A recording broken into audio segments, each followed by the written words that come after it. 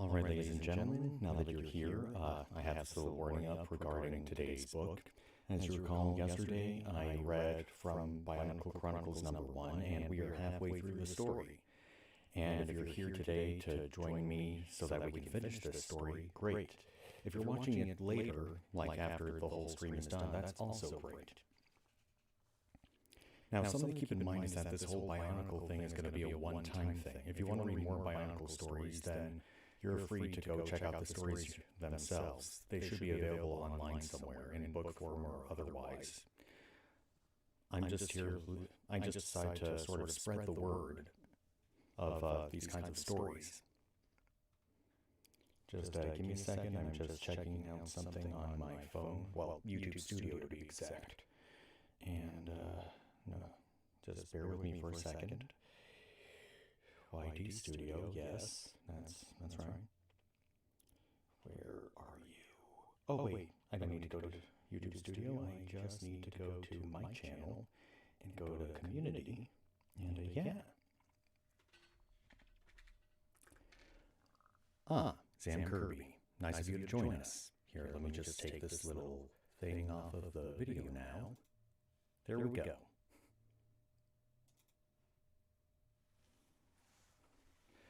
Oh, and one more thing I should do is just move this over here, because when I look at the website, you know, the actual YouTube live stream, there's kind of a bit of latency between when I talk and when the preview window in the actual YouTube website actually shows up. So to me, it's a lot more comfortable if I look at my preview in the OBS. That's what it is. Okay, so I've got the window of OBS over the website, and here we go. But yeah, Sam Kirby, it's nice to see you, as always.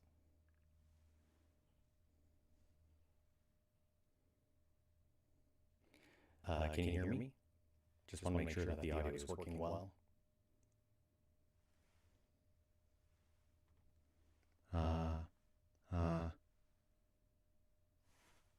That's unusual. Can you hear me?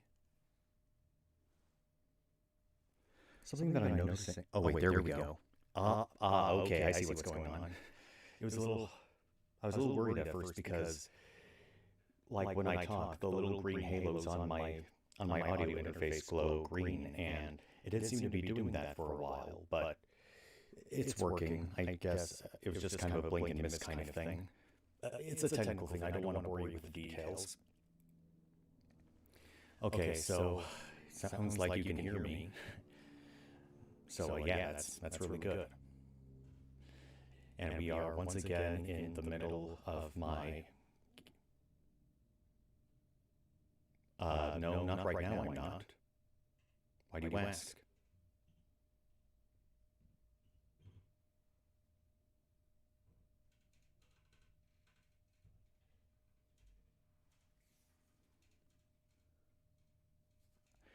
I mean, like there's two of you talking at the same time. Oh, here, let me fix that.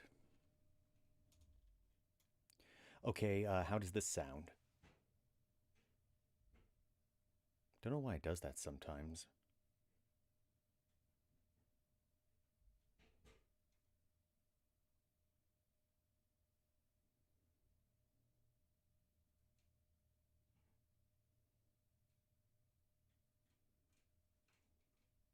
Okay, good.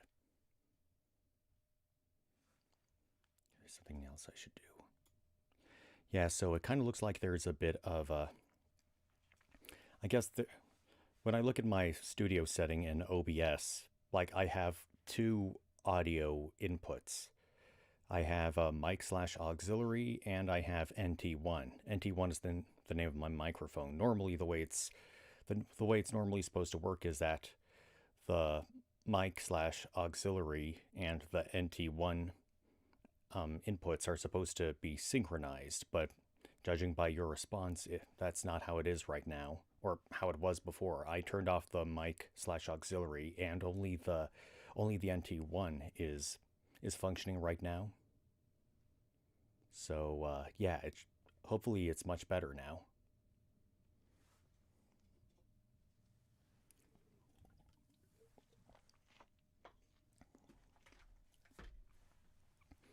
I was experiencing some technical difficulties with my audio earlier. Like for whatever reason, I couldn't hear audio through my headphones. I mean, I could hear the input when I talk into the microphone, but I couldn't hear for whatever reason I couldn't hear like YouTube videos being played, because that's a thing you can do with the audio interface. You can, like, instead of using the headphone jack on your computer or tablet or whatever, you can use the headphone jack of the audio interface to listen to YouTube videos instead, or pretty much anything else that produces audio on your computer. It wasn't working earlier, but I kind of, unplugged it, replugged it back into the USB port, and it seems to be working now. I was able to listen to some audio from some YouTube videos, and hopefully it goes well throughout the rest of this stream. I received my just quick update. I received my last main Halo book today, right here, Halo Bad Blood. I'm just now waiting on a couple more, which should arrive this Friday. The last two are this thing called Halo Battleborn, and it's actually a young adult series of Halo novels. There are 2 total so far, and I'm just waiting for those to arrive this Friday. But right now, I'd say my collection as it is at the moment is pretty rock solid. Now keep in mind, with my other channel, I'm not just going to read Halo, but, it's certainly going to be one of the biggest star series out there. But, I've got other books and some other series that I want to check out on my other channel. But speaking of books, let's get back to our story right here, Bionicle Chronicles #1. Now, all of our heroes, the Toa, met up, and they all decided that they should split up into groups of 2, I believe, and now they're out to go look for masks so they can stop the evil Makuta and bring harmony and happiness back to the land and all that good stuff.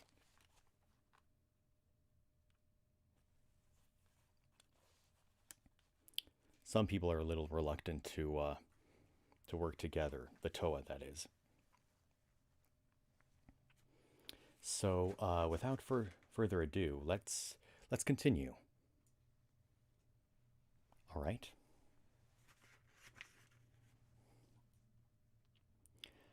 Chapter 8: What Lies Beneath. Tahu had a destination in mind when he stomped off from the group of Toa. He was too angry to think straight. No matter how often he had repeated his plan to split into pairs, the other Toa had refused to agree with it. Kopaka and Liwa had insisted on taking off on their own. Even Gali seemed too distracted to argue the point. She was the only one among them who hadn't visited her village, and she was eager to find it now. And so the Toa had all gone their separate ways. Tahu's anger drove him aimlessly over the foothills around the base of Mount Ihu, then onto the fiery slopes of a volcano. Kopaka found one of his masks up there in the snow of his own homeland, Tahu thought, as he headed up the fiery mountain. Why shouldn't I start my search here in my own home region? Thinking about Kopaka made him clench his fist tighter on the handle of his fire sword. It's like he just sits back and listens to us talk, thinking he's better than us, Tahu thought with a snort. It's not worth his time to get involved. It's not worth my time to worry about the likes of him, he said aloud, especially now. He swung his sword to punctuate the point, accidentally sending a finger of flame shooting out and melting a nearby pile of stones into lava.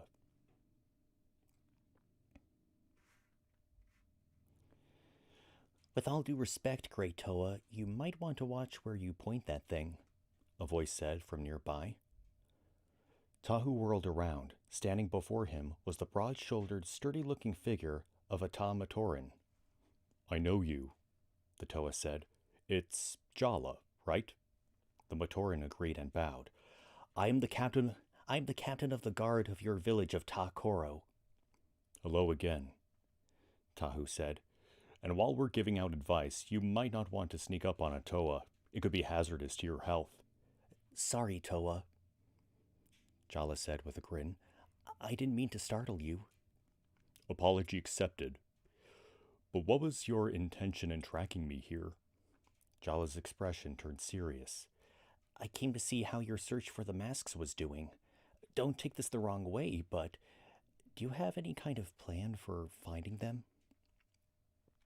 Jala's expression turned serious. I came to see how your search for the masks was going. Oh wait, I read that wrong. Okay. Tahu frowned, feeling his fiery temper rising. How dare this lowly Batoran question his tactics? "Of course I have a plan," he snapped. I'm searching for the masks." "Okay, perhaps I don't have an exact plan as such, but I'm working on it." Jala bowed again. "Of course, Toa," he said. "In any case, I thought it might be helpful for you to know that legend has it that a Kanolhi Akaku, a great mask of X-ray vision, lies within the deepest cavern of Onuwahi." "Onuwahi," Tahu repeated. "Those caves and tunnels that Onoa spoke of?" "Yes," Jala replied. "The network of underground passageways lies beneath much of Matanui. There is an entrance just over that way, beyond the lavastone wall. It leads to—" "Thanks," Tahu interrupted, turning away. "Toa Tahu," Jala called after him. "Wait!" Tahu paused, glancing over his shoulder. "Yes? What is it?" he demanded impatiently. Jala touched one fist to his mask in a salute. "I just wanted to wish you luck," he said. "Take care in the dark underground. We just got you. We don't want to lose you again." Tahu smiled. "Worry not," he said. "You'll not get rid of me so easily." With that, he leaped over the wall and hurried toward the cave opening that lay beyond. It wasn't long before Tahu realized why the Matoran had been so worried. Everything about the dark, twisting tunnels of Onuwahi felt wrong. Even with the glow cast by his fire sword, the darkness seemed to huddle around him, suffocating in its closeness. Taking a deep breath, he forced himself to move on. Some dark part of his mind protested. "No, we don't belong here. We shouldn't be here. We'll be crushed." But Tahu shook his head fiercely, willing such thoughts away. The air grew cold and still. The flame on his sword sputtered and flickered, but the force of his will kept it burning. "Almost there," he told himself grimly. "I can feel it. These tunnels can't possibly go much deeper." And yet they did. Deeper and deeper and deeper, until Tahu started to wonder if he hadn't just imagined that there was a surface world at all. Deeper, until he started seeing strange shapes moving in the shadows just beyond his glowing red light, and still deeper. Finally, he stepped out at the end of a tunnel into an enormous cavern. A raw, howling wind whipped through it. Only steps ahead, the floor dropped away into nothingness. Tahu couldn't see the bottom. "Great, just great," he thought bitterly. "What am I supposed to do now?" He wasn't sure what made him look up then, but as he did, he caught the glint of something across the chasm. Squinting against the darkness beyond his sword glow, he made out the vague shape of a ledge on the opposite wall of the cavern. On a ledge was a small gray shape. A mask? He wasn't sure. Well, my phone just buzzed. I should probably mute it. Come on.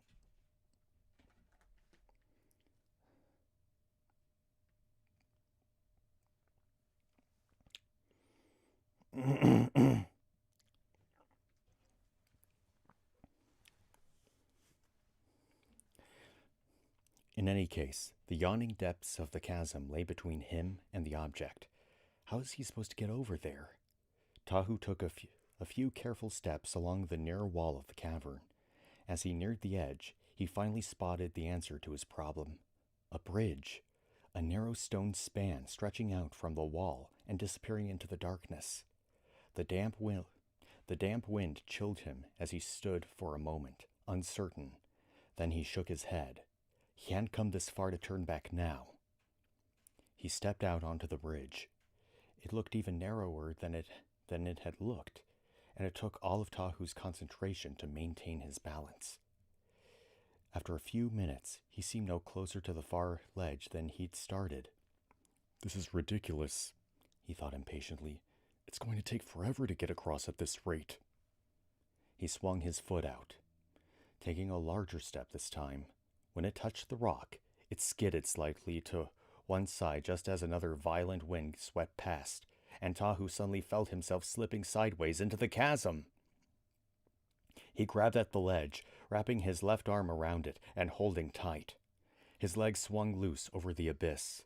He threw his right hand up and over the bridge as well, nearly losing his grip on his sword as he did so. With a grunt, he flung his legs up, clinging upside down to the underside of the bridge. He focused on pulling himself up and to one side, inching his way around the top of the bridge. Finally, he heaved a breath of relief as he pulled himself right side up once again. After resting for a moment, he pushed himself into a crouch, and then back into a standing position. "Okay, slow and steady it is, then," Tahu told himself, one foot in front of the other. He took a step, wavering slightly and resisting the urge to look down. One step, 2 steps, almost there. Bzzz. Suddenly, the air was filled with a loud, violent hiss that seemed to come from everywhere at once. Startled, Tahu slipped, one foot sliding out over the nothingness. Just in time, he flung himself sideways, arms outstretched, regaining his shaky balance on the narrow beam. Dozens of bright red creatures had appeared out of nowhere, swarming across the narrow bridge from both directions. Each was the size of a clenched fist and looked like a cross between a scorpion and a giant wingless firefly.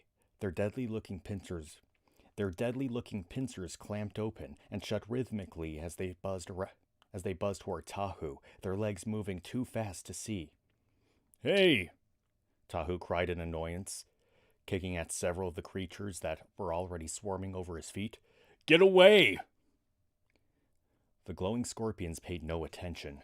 More and more of them swarmed around him until they completely covered his legs.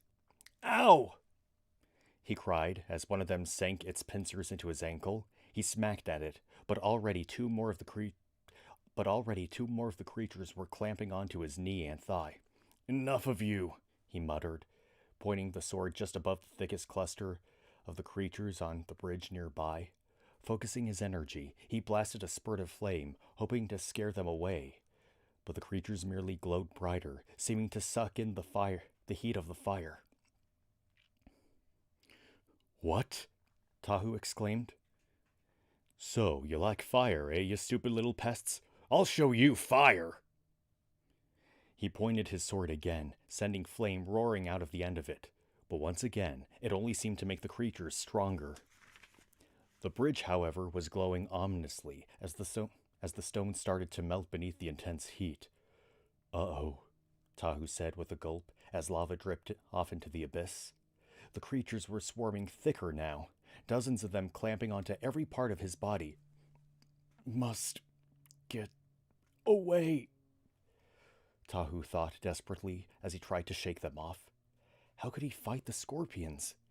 His best weapon, fire, seemed to be completely useless against them, and he was trapped on this bridge, forced to fight gravity and wind as well as the swarms of creatures. Suddenly, Golly's voice floated into his head. Our best weapon is our minds." That was what she had said back at the clearing. At the time, Tahu had paid little attention to her words. Now, though, they burned within his mind, and with them suddenly came an idea. "Okay, pests," he said aloud. "Last chance to back off before it's too late. No takers? Oh, well, don't say I didn't warn you." With that, he dropped his sword onto the bridge, then bent and grasped the stone with both hands. Flinging his feet over the edge, he let himself hang loose once again over the abyss. He closed his eyes, picturing Liwa, the Toa of Air. He closed his eyes, picturing Liwa.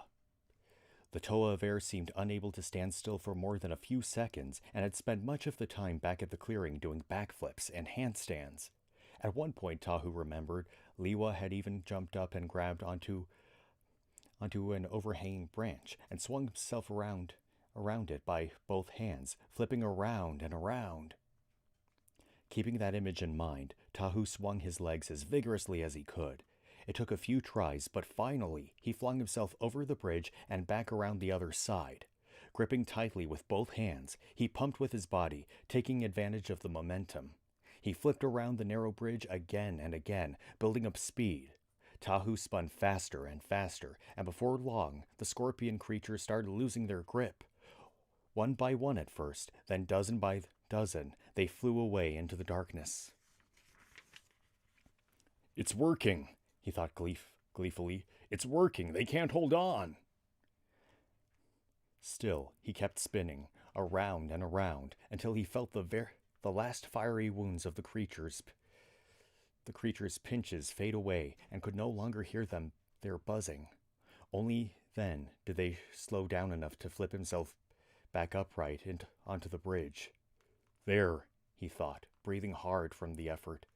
"Even Liwa would be impressed by that." He glanced up and down the bridge.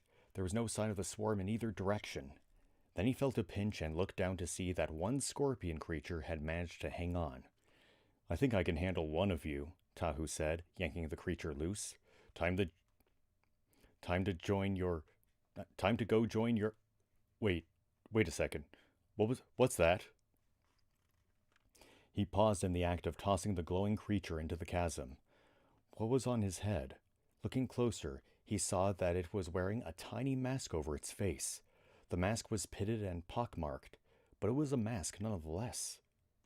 "Strange," he muttered, poking curiously at the mask with his finger. The small creature buzzed angrily, struggling against Tahu's grip. When his finger came close enough, it flung its pincers out and grabbed it, clamping down viciously. "Ow!" Tahu yanked his hand away, once again winding up to throw the little beast down and be done with it. But again, something made him hesitate. Why would a creature such as this wear a mask? He shifted his grip on the scorpion creature until he managed to trap its pincers within his hand. Then he used the other hand to carefully peel the little mask free.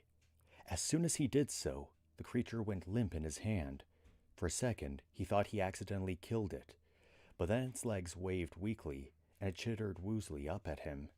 He set the creature down on the bridge at his feet, being careful not to put his fingers within the reach of its pincers. But he needn't have bothered with such caution. Showing no interest in him whatsoever, the little scorpion scurried away down the bridge, disappearing a moment later into the darkness. Tahu blinked, wondering what that might mean.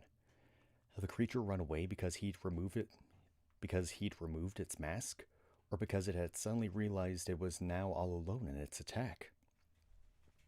He opened his hand, staring at the tiny mask.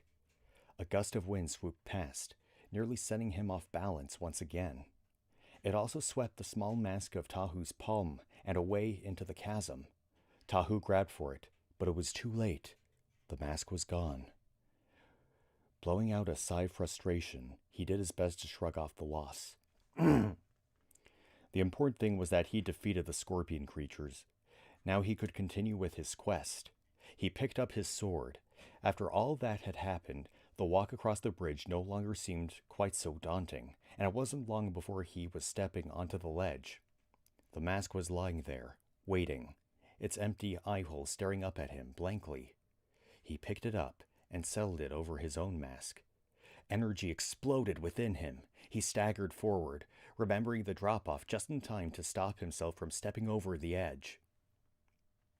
So much power! He looked around, seeing his surroundings with new eyes, aided by the mask's powers of X-ray vision. Even in the near darkness, he could see the veins of minerals buried within the stone walls around him, the trickles of water cutting through the solid rock beneath his feet. Tahu blinked, trying to get used to his new way of seeing. "Okay," he whispered to himself in awe. "Now we're getting somewhere." And that was Chapter 8. We actually got to spend some quality time with Tahu, other than when he just woke up. So yeah, Tahu is definitely hot-headed and impatient. And prideful.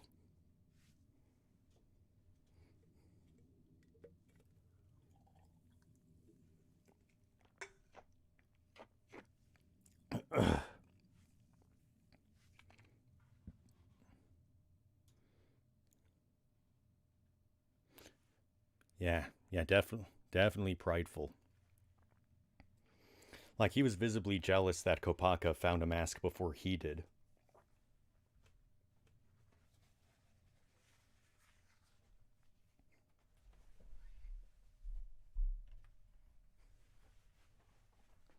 He's also overconfident, thinks he's better than other people.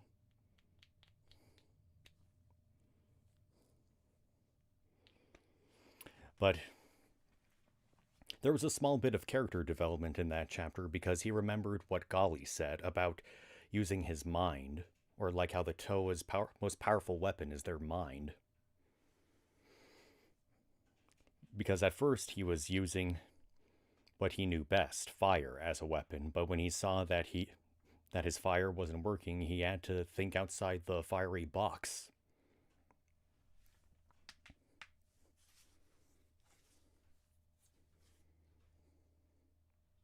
And because of that, he was rewarded with a mask. And ironically, it was the kind of mask that Kopaka has. And what's funny is that Kopaka found a mask that looked like Tahu's, so it kind of came full circle.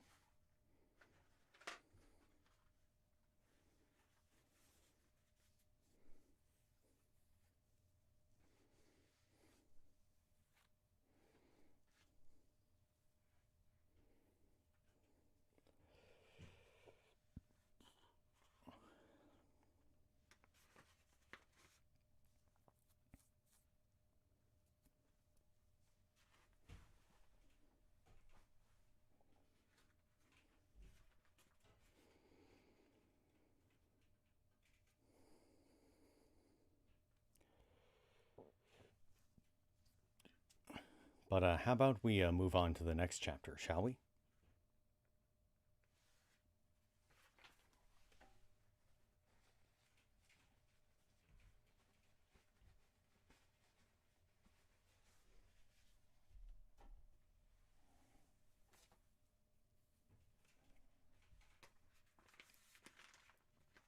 All right. Chapter 9, Cool as Ice. With every step, Kopaka cursed the heat, smoke, and choking ash of Ta Wahi. Why did a mask of strength have to be hidden in such a place? He had no idea, and he hoped that the Matoran who had given him the tip had not led him astray. Pausing as another wave of heat overwhelmed him, Kopaka raised his ice blade to his neck, letting its welcome coldness revive him. How could anyone spend any time on this infernal volcano, let alone live there? An image of Tahu floated through his mind, and he grimaced.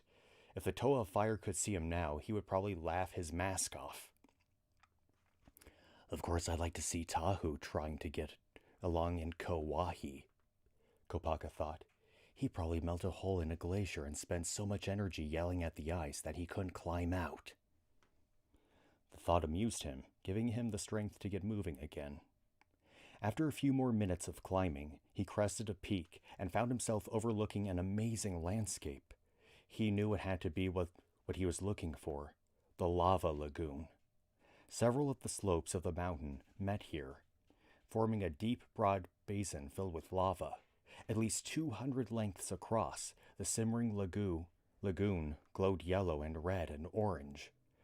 A waterfall of lava poured into the far end, sending up constant sprays of steam and smoke. Kopaka looked around, wondering where in this bubbling wasteland a mask might be hidden. Then he noticed a small, craggy island jutting out of the center of the lagoon. Was the heat making him see things, or was that the gray shape of a Kanohi mask sitting on the island? He groaned. Why couldn't the mask have been guarded by another Rahi instead? Or 2, or 12? He would rather face all the Rahi on Madnui at once than have to deal with this. Makuta showed quite a sense of humor when he hid these masks, he thought grimly. But I'll have the last laugh, no matter what it takes. Pointing his ice blade at the lagoon, Kopaka focused his energy. Zzz. A small patch of lava froze for about half a second. A small patch of lava froze for about half a second.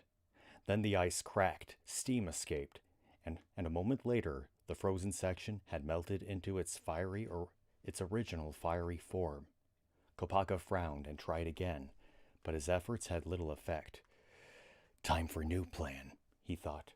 If I can't go straight across, maybe I can go over. Changing his focus, he concentrated on the steam in the air over the lagoon. He aimed his ice blade toward it. Zzz.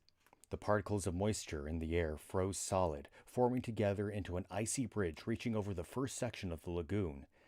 Tss, tss. Kopaka felt his energy draining away as he pointed his blade again and again, but when he was finished, he smiled with triumph. His ice bridge stretched all the way across the lagoon to the island.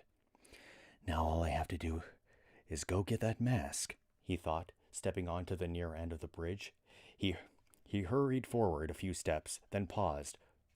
What was that sound? Drip, tss, drip, tss, drip, tss. Glancing down, he saw with alarm that the bridge was already melting away. No! He cried, pointing his blade toward it to refreeze it. But it was no use. As fast as he could refreeze one section, another melted. Within seconds, the middle part of the bridge collapsed into the lagoon. Kopaka barely had time to leap back to shore as his section of the bridge collapsed too. There had to be an answer. Turning the challenge over in his mind, Kopaka searched through his options. Finally, he had to admit the only likely solution. The other Toa. If Tahu were here, he would have no trouble retrieving that mask, Kopaka thought reluctantly. He shook his head, annoyed with himself. Why waste thought on a solution that wouldn't work? He had found 2 masks already without help from the other Toa. He could find a way to get this one without them as well. As he wavered toward the end of the little beach, Kopaka noticed a plume of steam coming from a crack in the rocky wall behind him. Unlike the sooty, smoky steam hovering over the lagoon itself, this steam looked pale and clean. Curious, Kopaka climbed up the rocky wall for a look. He soon discovered a hot water spring bubbling up from the depths of the mountain. Interesting, he muttered. He glanced out toward the island, where the mask lay, measuring the distance with his eyes. Then he stared again into the steaming spring. An idea was forming in his head. He analyzed the formation again and again, the depth and size of the spring, the distance to the island, the probable heat of the lava. Still, he couldn't quite convince himself that it would work. The probability was fairly high, but nothing was certain. Kopaka clenched his fists as he imagined Tahu's mocking laughter, Liwa's perplexed glance. Neither of them would have the patience to waste so much time worrying over probabilities. Perhaps just this once he should live by their example. Besides, it's this or nothing. Besides, it's this or nothing, Kopaka reminded himself. Of that, He was 100% certain. Not giving himself time to doubt his decision, Kopaka pointed his blade. Tss! The spring froze solid. Kopaka smiled, as he had suspected. The water in the spring had been much cooler than the lava. Now came the hard part, getting the miniature iceberg out of its hollow and down the slope to the lagoon. Little by little, Kopaka froze and then chipped away at the outer wall of the hollow until all he had to do was push the large chunk of ice straight out and over the edge. There was no time to waste. The lava was already eating away at the edges of the ice flow. Without hesitating, Kopaka leaped down onto the ice. Using a blade as a paddle, he rowed toward the island with all his might. The ice continued to melt, but Kopaka kept his gaze focused on his goal. By the time he reached the rocky little ledge, his ice boat had melted away to about half its original size. More than half, Kopaka told himself as he leaped onto the island and scooped up the mask. It's still more than half there. That'll be enough, especially with the added strength of my new Kanohi to help me now. He jammed the mask of strength over his face, feeling its power seep through him. Still, he hesitated as he stepped back onto the floe. It would take him almost as long to row back to shore. It would take him almost as long to row back to shore as it had taken to get there. Would the ice last that long? Just go, he chided himself. There's no other choice. Jabbing his blade into the lava, Kopaka put all the strength of his new mask into its effort as he pushed away from the island. I'll make it, he told himself firmly, squashing the thought. Whatever it takes, I'll do it. If the flow melts away too soon, maybe I can freeze enough of the lava to hop across the rest of the way, a step at a time, or... He jabbed his blade into the lava again. He misjudged and hit the edge of the flow instead. The force of the blow sent several large chunks of ice flying, one straight toward him. The ice Toa didn't have enough time to dodge it. The ice chunk connected solidly with the side of his head, knocking him to his knees. He clung woozily to the ice, fighting to retain consciousness, but darkness seeped out from the corners of his mind, and then suddenly an intense vision overwhelmed him, sweeping away the flow, the lagoon, the heat, and everything else. First, he found himself looking with a bird's-eye view over all of Motunui. The image suddenly rushed closer, almost as if he were falling straight toward the slopes of Mount Ihu in the center of the island. The image shifted slightly to one side, swooping down one of the mountain's slopes until it reached a large clearing. There, Kopaka saw a great temple built out of stone. Then a strange echoing voice spoke out of the darkness. Welcome, Toa of Ice, it said, fading. Hold on, wait. Let me look up something.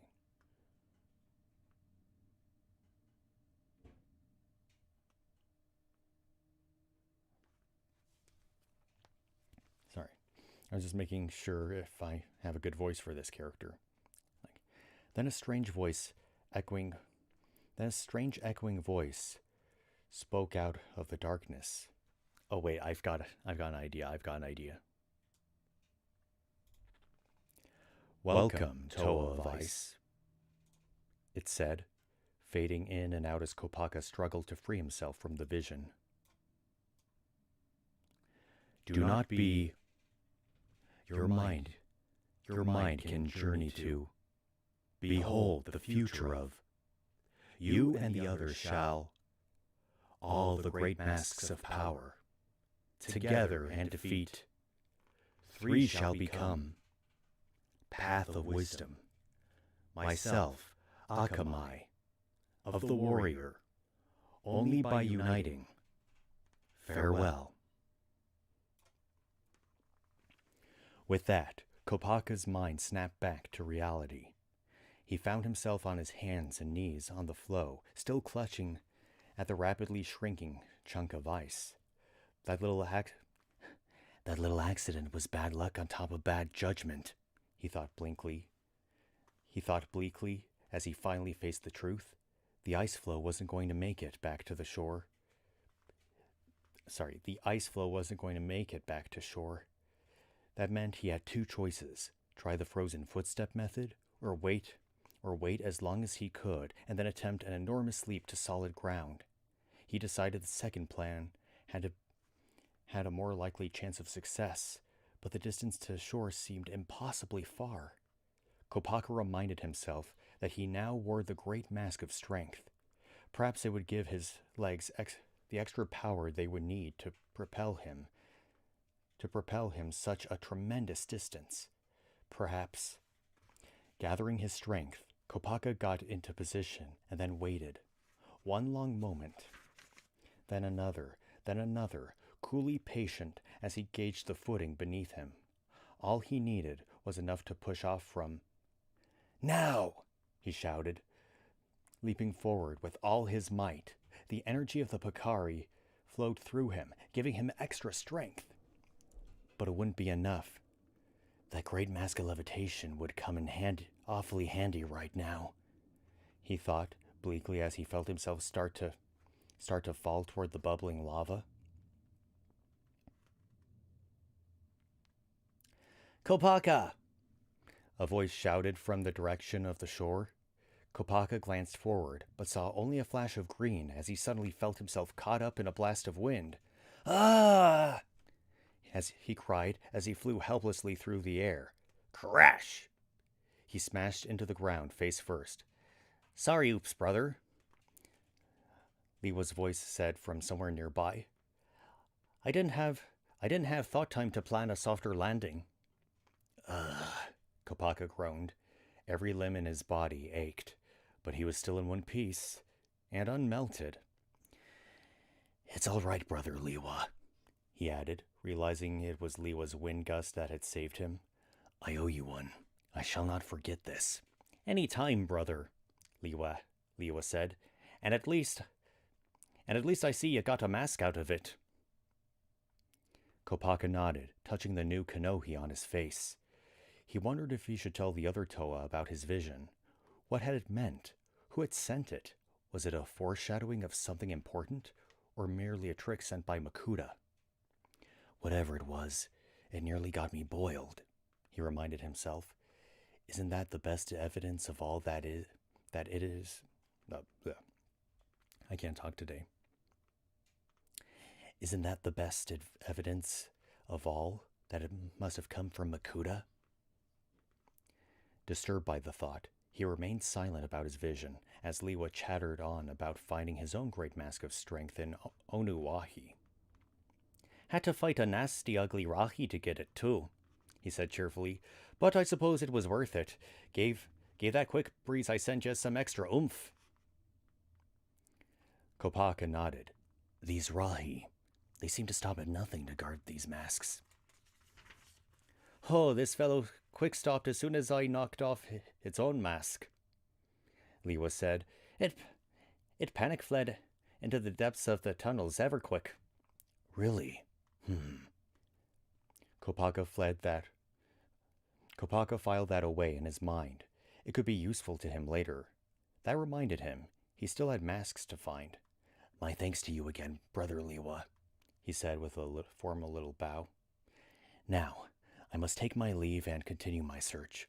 Oh, I almost mind lost why I came looking for you in the first place, Liwa cried. I just lucky met Onua and Pohatu down mountain. Onua has called a meeting. Kopaka frowned. But I haven't found all my masks yet. None of us has, Liwa shrugged. We're all learned finding that this search quest is trickier than we thought. That's why Onua wants to get together. I'm not one for group working, but I think he may be right. We need to compare notes. Do some team planning. Kopaka opened his mouth to protest again, but shut up before speaking a word. How much time might he have saved just now if he'd had Liwa along in the first place, or Tahu, or Anua? He sighed As much as he hated the idea of joining in on some big, happy, crowded Toa Fest, the facts were staring him in the face. The mission would be more successful if the Toa attacked it as a team. "All right," Kopaka said at last. "Let's go."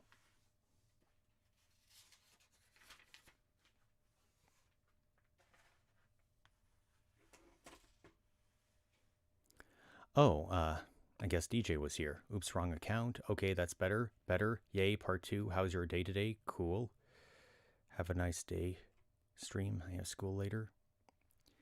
Yeah, thanks for stopping by, DJ. Sorry, I'm still trying to make sure that I do the thing in which, I read the chapter and then we have a short discussion about it afterward. And once again, that was sort of a character development moment for one of the Toa, in this case, Kopaka. Like the previous chapter focused on the fire-oriented Tahu, and now we have a chapter focused on the ice-oriented Kopaka. And you see, they keep thinking about each other. All the Toa seem to be doing that. One thing I'm noticing is that there isn't a distinct chapter for when all the Toa find each of their masks. I assume that it's explained in some other form of media. Like, I think there were some comic books when I was a kid too. So I may have to look for those one day. Not necessarily to read in the stream, but just something to read in my free time.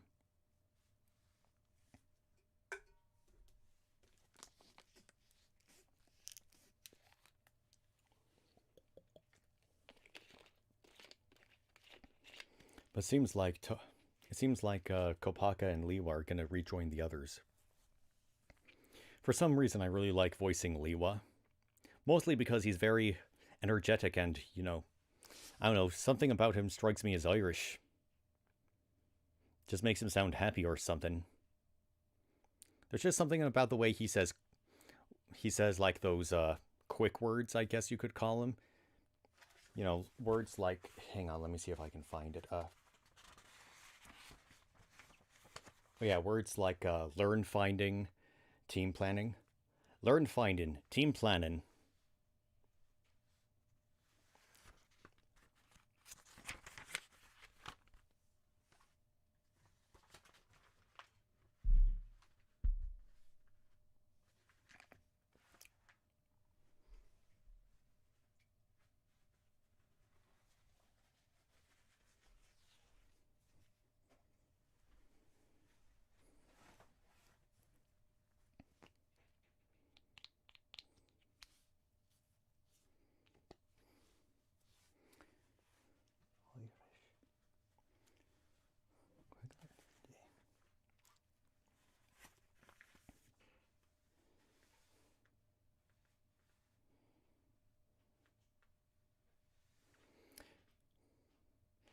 But how about we do the next chapter now?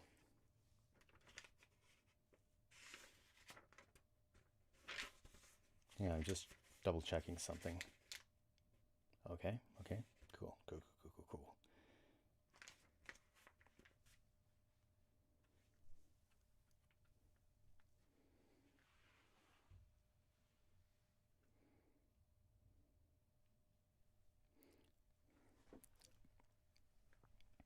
Okay. No, I think I'm going to take these off. It might make me a little more comfortable.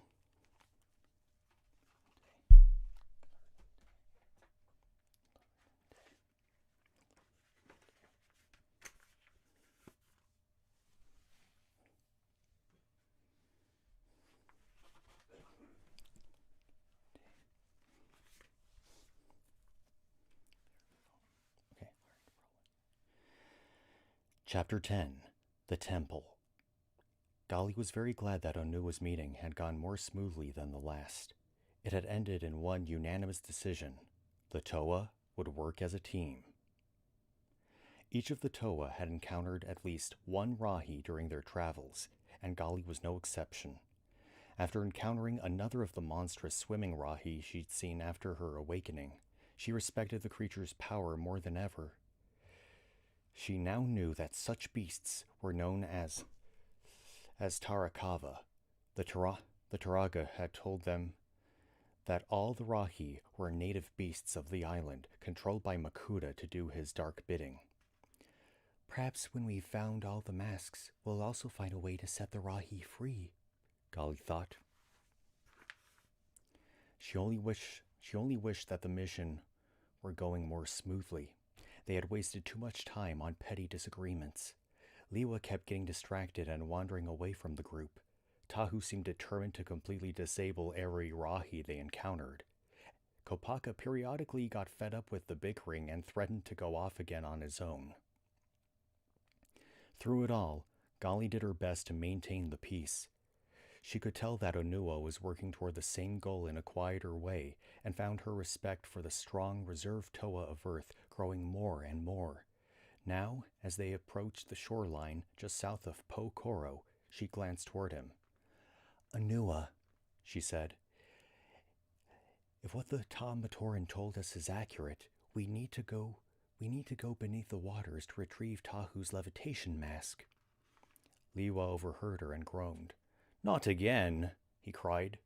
"I already took one wet dive to get my mask of speed. I still haven't got all the water yuck out of my ears." "Don't be foolish," Kopaka spoke up.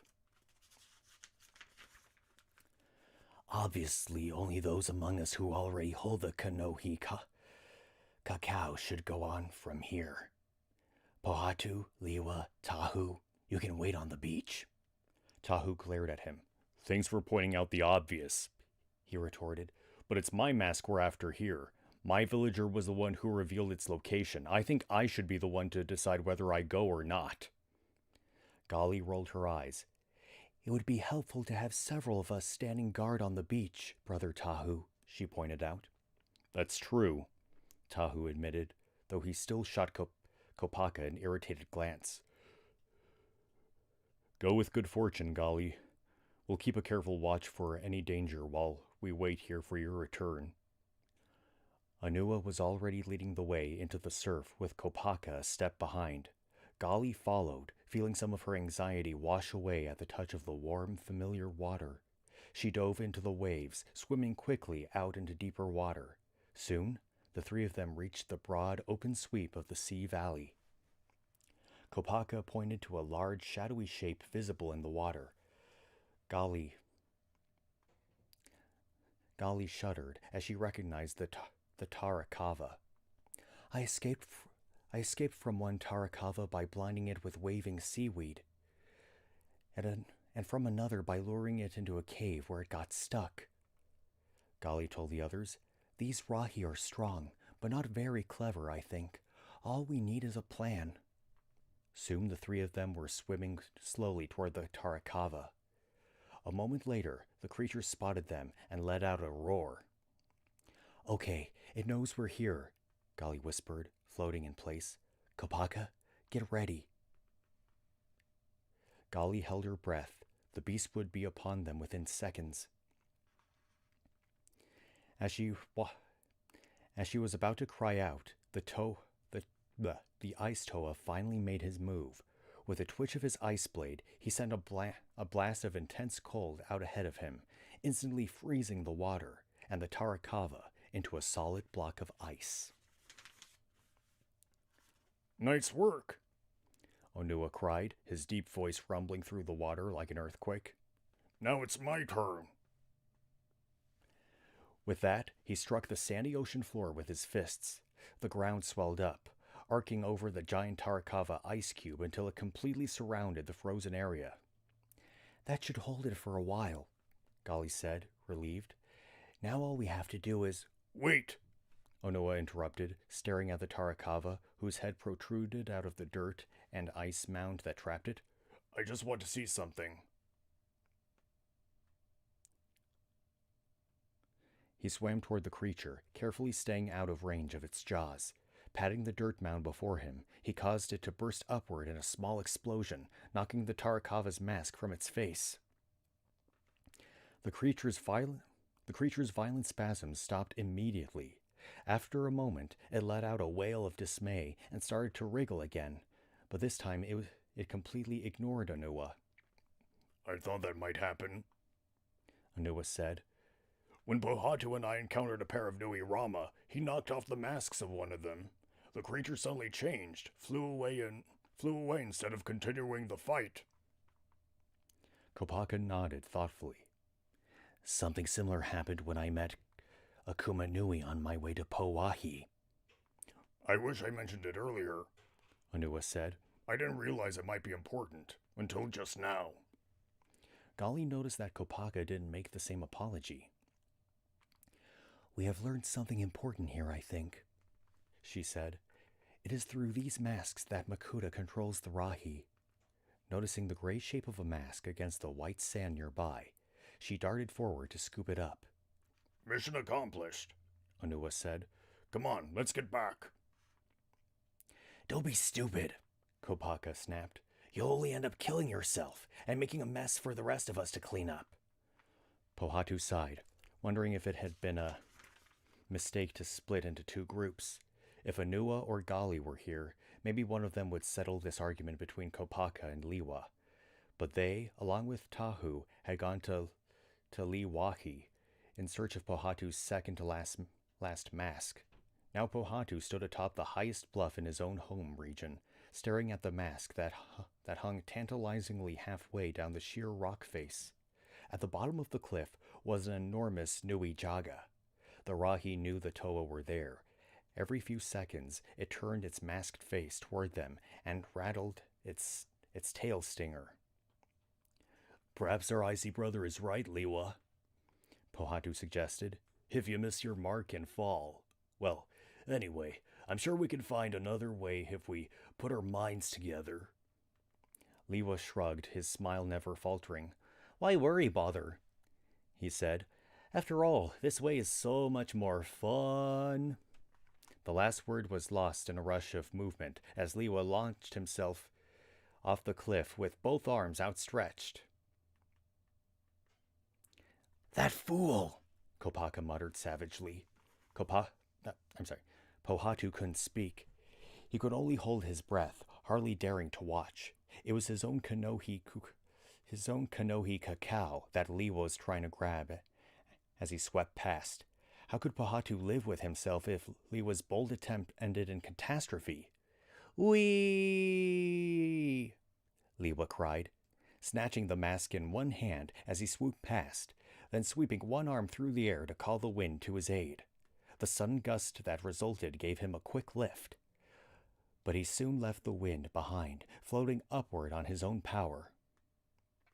He uses the mask of levitation well, Kopaka admitted grudgingly, as he watched the grinning Liwa ascend toward them.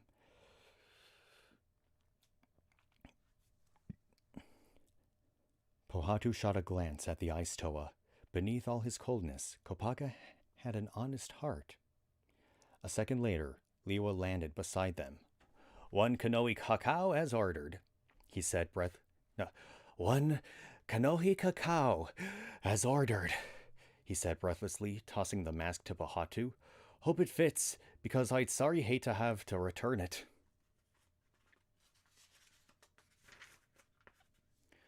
Anua squinted uncertainly toward the treetops. The sun was bright here in the rainforest of Liwahi, and his eyes ached with the effort of trying to see through its brightness. Is that it? He asked Gali and Tahu, who stood beside him. Gali nodded. It's the Kanohi Kakama, she confirmed. It seems to be stuck in the knot of this tree, up near the top. Too bad Brother Liwa isn't here to play monkey for us.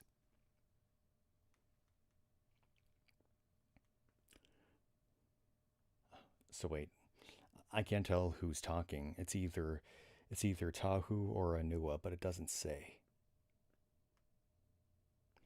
Okay, I think this is Anua. Indeed, sister. You hold the mask of levitation. I can try.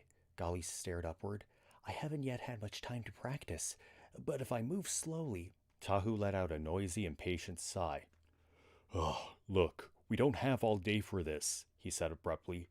Why not try an easier way? With that, he pointed his sword at the tree. Tahu, no! Gali cried. But even as the words left her mouth, flames shot out of Tahu's sword and enveloped the tree's trunk. Within seconds, the fire had consumed the entire tree, burning it into a black skeleton, sprouting from a pile of cinders. Only the mask remained untouched by the flame, falling intact to the ground with a puff of embers. Anua frowned as he picked up the mask. He'll set fire to the whole forest ablaze. No, wait. He'll set the whole forest ablaze, he thought.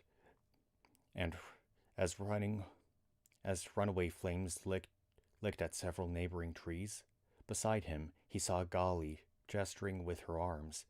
A moment later, a drenching rain shower poured down over them, dousing all the fires. Thanks, Tahu said, wiping rainwater from his mask. I didn't think the fire would spread. Right. Gali's voice sounded almost cold enough to have come from Kopaka. I suppose you also didn't think about the birds who called that tree home, or the plants and animals that relied on it for shade. In other words, you didn't think. With that, she turned and stalked off into the jungle. There! Tahu crowned triumphantly as the demasked Rahi scurried away down the drifts of lower Mount Ihu. The great mask of water breathing is mine, and that means... All the masks have been found, Kopaka finished for him. Good. Gali said shortly, hardly smiling at Tahu's obvious glee as he placed the Kanohi cacao over his face and the dull gray surface of the mask suddenly gleamed bright red. Kopaka was strangely pleased to notice that Gali and Tahu didn't seem to be getting along. He wondered what had happened between them, though he wasn't about to ask. Now we come to the next question, Anua said. What are we supposed to do now? Tahu shrugged. We all have our powers now, he pointed out. So let's go take out the rest of the Rahi. Now that we know how to disable them... Seems like tomfoolery to me, Liwa interrupted. The Matoran know the secret now, too. With that knowledge, they should be able to safekeep themselves against the Rahi for the now time. And I have a hunch thought that other tasks lay in store for us. Kopaka winced at the Air Toa's comment. Didn't anyone else recognize how absurd it was to rely on hunches and premonitions? At the same time, though, he couldn't help flashing back to the vision he'd had on the lava lagoon. Did it have some kind of meaning, or was he turning into a foolish dream follower like Liwa himself? Perhaps our next duty has to do with the golden-colored Kanohi my Turaga mentioned, Gali said. Does anyone know anything more about them? Not I, Anua said as the others shook their heads. What exactly were you told? Not much, Gali frowned, looking puzzled and frustrated. I suppose we will have to go back and ask. All I really know is that, somehow, we are supposed to fight such a golden mask. Finally, Kopaka spoke up. I think I know where we might find it, he said quietly.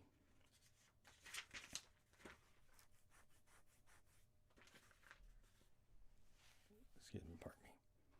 So they want to check. Sorry, I was just making sure this thing... Yeah, okay, it's still working properly.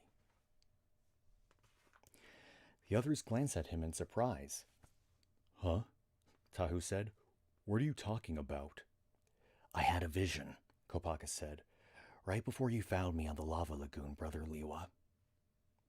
He glanced at the Air Toa, who had stopped leaping around for once. In it, I saw a temple, a huge temple at the center of the island. I think we're meant to go there. Tahu snorted. And when exactly were you going to let us in on this secret? He just did, Tahu, Gali pointed out quietly. And that's fine. There's no need of knowing it until now. Kopaka gazed at her, touched that she'd come to his defense. It's just because She's as annoyed with Tahu over something or other, he told himself. Still, he couldn't help giving her a brief, grateful smile. It looks just as it did in my vision, Kopaka murmured, sounding surprised. The others were already exclaiming over the grand temple, but Anua's mind turned immediately to more practical matters. Look, he said, pointing to the life-size carvings of the six Toa cut out of the temple walls, complete except that the carvings wore no masks at all. Are you thinking what I'm thinking? I am. And if you're thinking our masks would fit perfectly over those carved faces... Oh wait, I am. If you're thinking our masks would fit perfectly over these carved faces, Tahu said, ripping off his Kanoe cacao and holding it over the carved Tahu figure. Wait, Kopaka said. Let's not throw away our powers foolishly. Tahu frowned at him. Who says we're throwing them away? He challenged him. It was your vision that led us here. Now you say we're being foolish? That's not what I meant, Kopaka said. Gali placed a hand on Kopaka's arm. It's okay, brother, she said. I think Tahu is on the right track. This time. Thank you, Sister Gali. Tahu smiled at her. I appreciate the support. Gali smiled back. Kopaka scowled in irritation. Whatever had been bothering those two earlier seemed to be over. Kopaka opened his mouth to argue further, but something stopped him. Maybe this isn't the wrong thing to do just because it seems impulsive, he thought. Then he frowned. What am I doing? Am I turning into Liwa or Gali, trusting passing whims and feelings? Tahu pushed his mask onto the stone Tahu's face. Oh wait, I read the wrong name. Tahu pushed his mask onto the stone Tahu's face. As the mask melted into the stone, he pulled off his Kanoe Miru, and then his other masks, placing each one onto the carving's face. Liwa and Pahatu followed Tahu's lead. Even Gali stepped forward toward her sculpture, her Kanoe Akaku in hand. Anua glanced over at Kopaka. Normally I, like you, would be against this rush to move, he commented. But I'm getting the strangest feeling that this is what we are meant to do. Kopaka nodded. I too am beginning to get that feeling. That was enough for Anua. He had already observed enough to know that the Ice Toa wasn't going to make rash decisions, not without good reason anyway.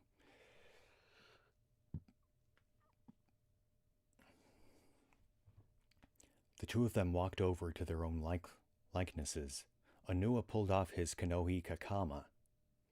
Taking a deep breath, he set it into place on the stone Toa's face. The stone seemed to suck it in, swallowing it into itself. Anua fed it another mask, and another. Soon he was placing his last mask onto the carving. It melted into the carving like the others, but remained visible, tinting the stone black. Without any mask at all, Anua's face felt strange and vulnerable. For a moment, nothing happened. Anua felt his heart sink. Had they just given away their masks of powers for no good reason? Had this all been a trick of Makuta? Then there was a peal of sound, like great bells blended with laughter. Anua gasped in amazement as a new mask suddenly appeared on the face of each stone carving. A golden Kanoe, glowing with light and power. Anua carefully lifted the golden Kanoe from the carving's face and placed it on his own. He staggered back a step as waves of power blasted through him. Then he smiled. This new mask united all the powers of the other six. Only it was even stronger. So this is what we were really seeking, Gali said, sounding odd. Now we truly have the power to take on the Makuta. Her last words were nearly drowned out by a mighty rumble from somewhere deep within the earth. The Toa jumped back as a group, even as the ground began to shake and groan beneath their feet. A chasm yawned open in front of them, right in the middle of the main temple area. It turned into a tunnel about 2 lengths wide. Then everything stopped. The earth lay still again, as if nothing had happened. The Toa stared at the hole in the ground. Then they stared at one another. There was a moment of silence. Finally, Onua spoke. "Come on," he said, stepping toward the tunnel. "I guess we better see where this goes." And that was chapter 10.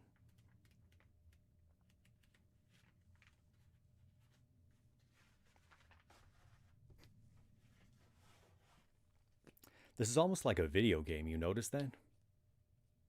Because, you go around and collect the masks, and now now that you got all these power-ups, you place it into like this one thing, and then you get a reward, and you get upgraded or something.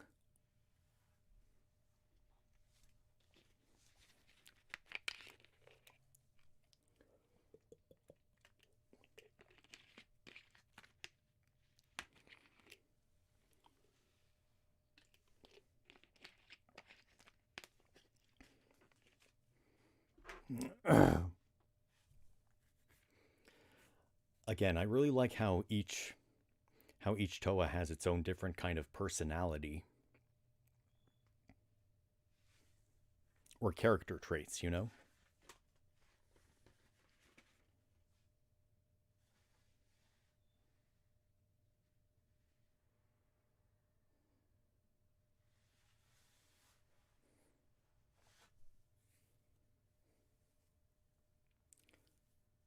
I think I actually have all these masks somewhere, but they could either be in storage or somewhere in the garage.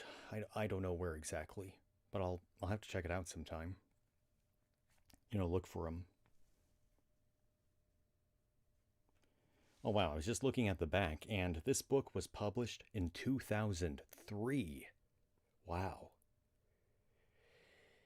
So that was like 18 years ago? Damn, I'm old. I'm 30.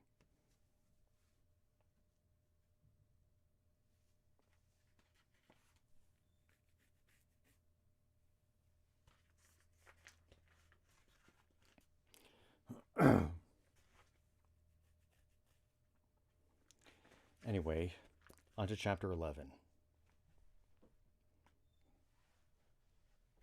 This thing I keep hitting. Oh, it's that? Sorry, I'm just messing with some cables at my feet. Trying to get myself in the most comfortable position, but it's a little hard to do. Okay, all right, the next chapter. Chapter 11, Into the Darkness. Liwa's heart pounded with anticipation as the Toa made their way down the tunnel. But after so much confusion and uncertainty, it felt good to have a plan at last. Follow the tunnel, he thought. Find Makuta. Destroy Makuta. Sounds plain simple enough. The tunnel twisted and turned through the earth, traveling deeper and deeper. Tahu's sword cast enough of a glow to light their way, though deep, ominous shadows still lurked ahead. Finally, Tahu let out a shout as he turned a corner. "Hurry!" he cried. "I think we found it!" What? Liwa skidded around the corner and stopped. They were in a cavern, broad and long. Thick slashes of lightstone in the walls cast an eerie pale glow over the place. At the far end, an immense iron door filled most of the wall. Several other passageways snaked off in various directions along the sides of the cave, but Liwa didn't spare them a glance. His eyes were trained on that giant door. "That's it," he whispered in awe. "That's where we'll find Makuta." Nobody answered, but he could feel that they were all in agreement. Tahu gripped his sword tightly. "All right then," he said. "If he's in there, let's go and get him."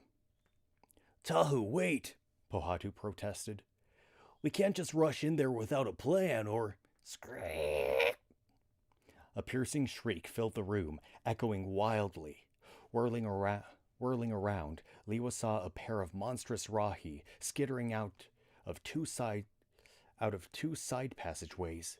They were immense, broad and squat, but surprisingly fast. Their powerful arms ended in dangerous-looking pincers. "What are those?" Pohatu cried.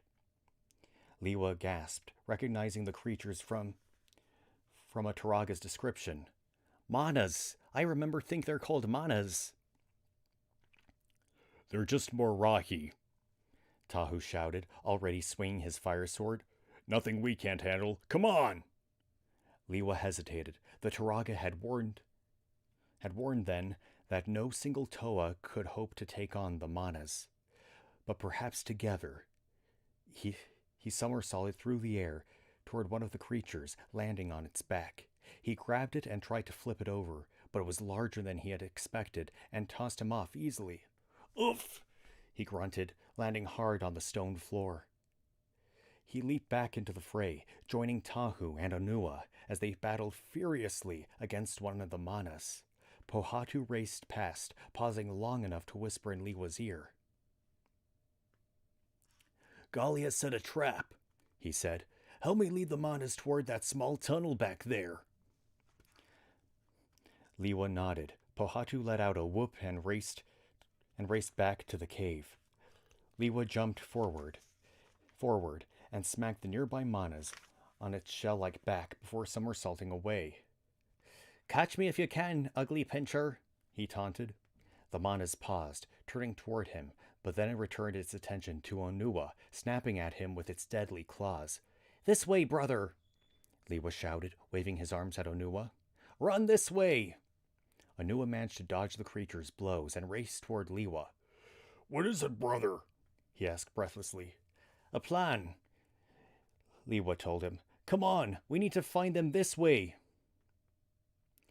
Nearby, he saw Kopaka was doing his best to lure the second manas in the same direction.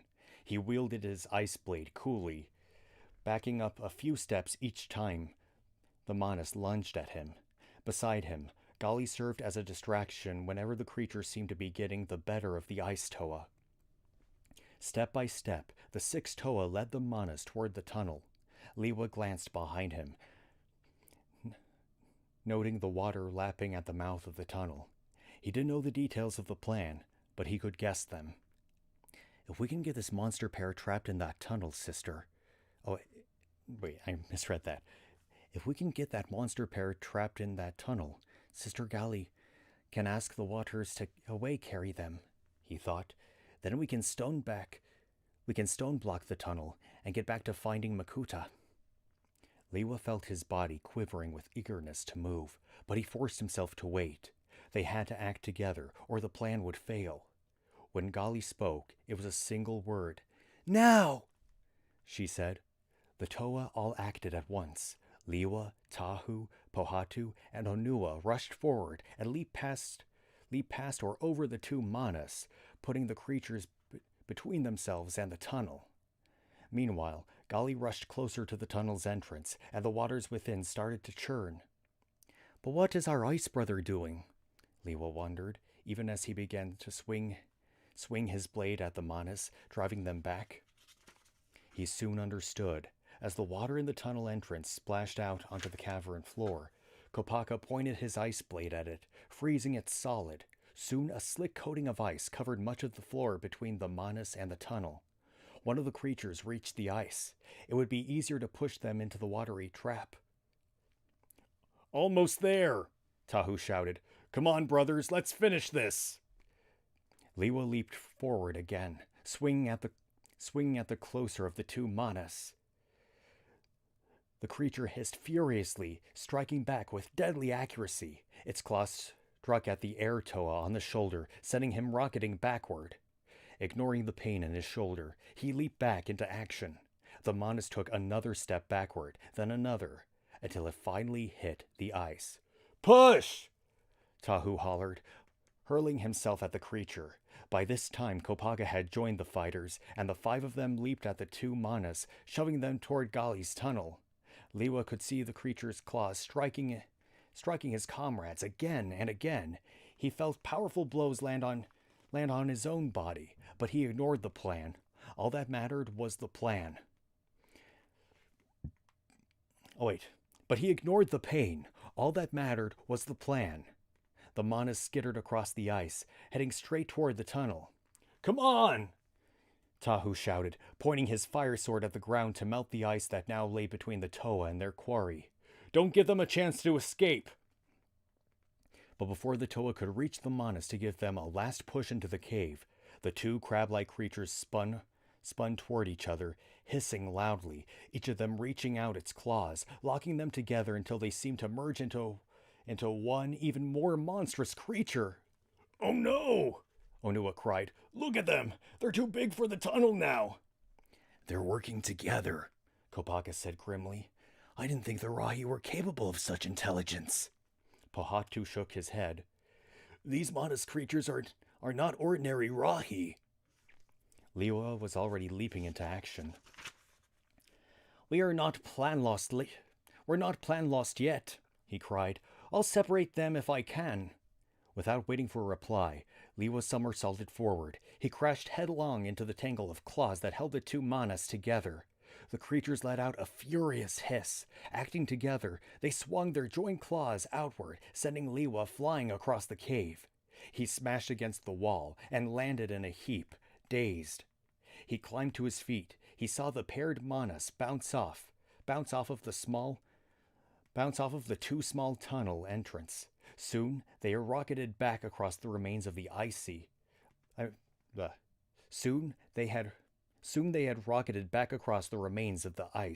onto dry ground. There, they separated and returned their attention to the surprised Toa. "These are no ordinary Rahi," Liwa thought as he saw the Manas pincer land a powerful blow on Tahu, knocking him into the wall. "No ordinary Rahi at all." I'd say that's easily the most action-packed chapter so far. Mostly because this time, all the Toa were working together as a team.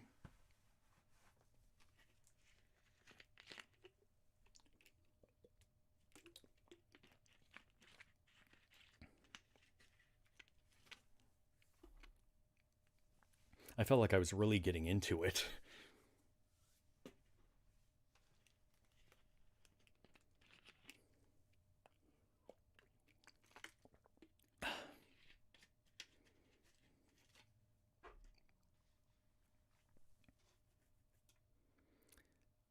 I think we just got a few chapters left. Like, we have this much. Like, it shouldn't take me long to finish the rest.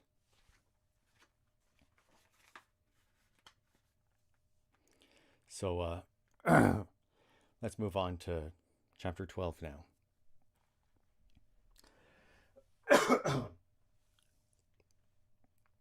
Sorry, didn't want to cough into the mic.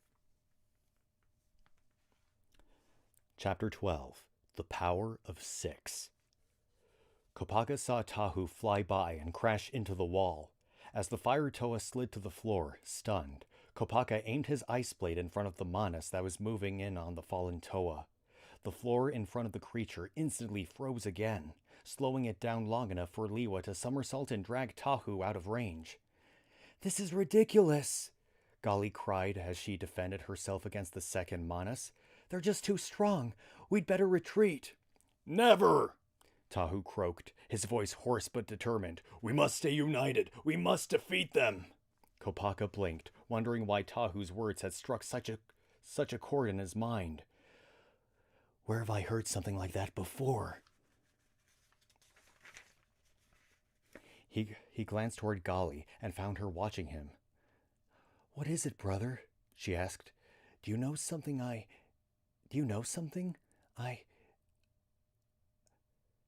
think I do. I had a vision." "Oh, wait, hold on. I think I do. I had a vision. It told me that something would happen after we found all the masks of power, that we would need to unite.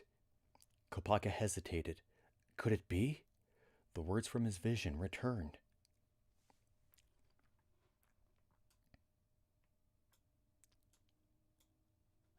Hold on. The words from his vision returned.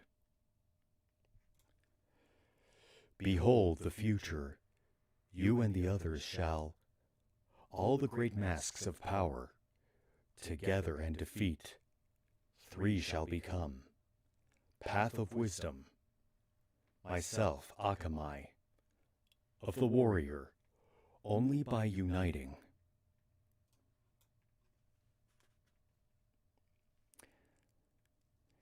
I think I had the same vision, he admitted at last. I didn't understand it at the time. I still don't understand it.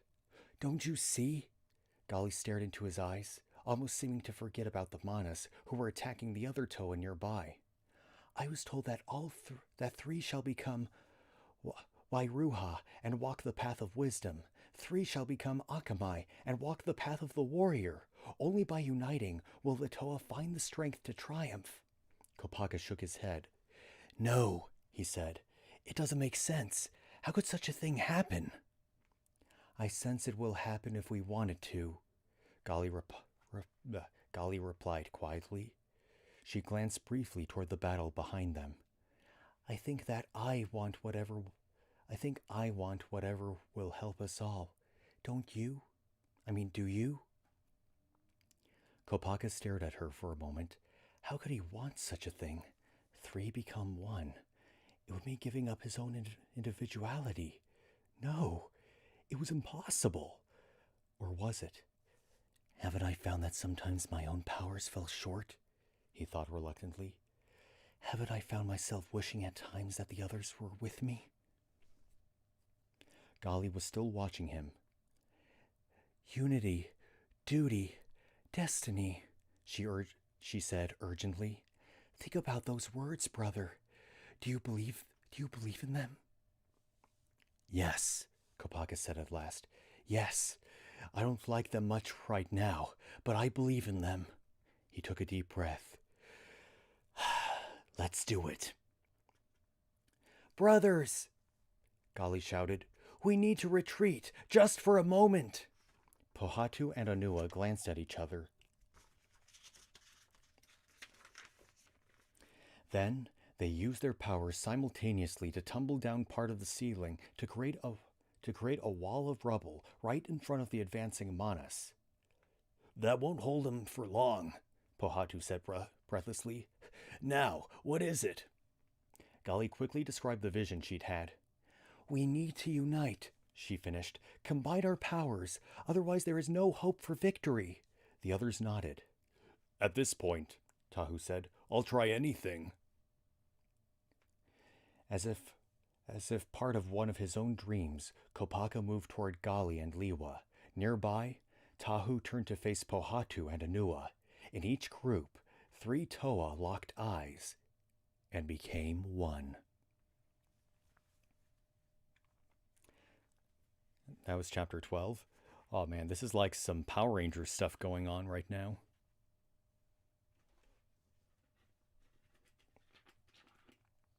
You know, like Megazord or something.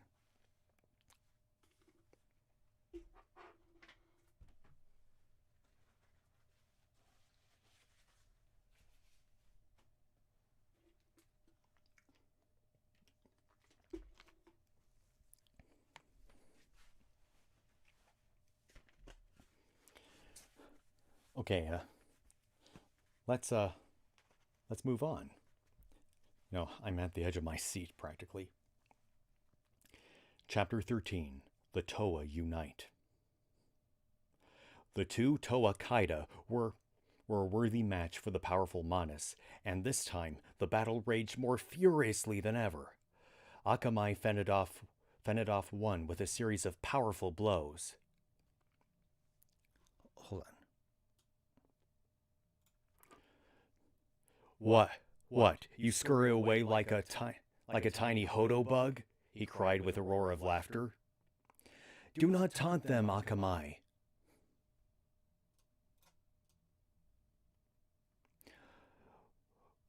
Wairuha said. Remember that they are unwilling servants of Makuta. Let's finish this quickly. The words had hardly left his mouth when one of the Manas leaped at him. Despite his immense strength, the strike sent Wairuha staggering backward a few steps as the enemy clamped its pincers onto him. Using all of his strength, Wairuha managed to rip the Manas free and fling him against the wall.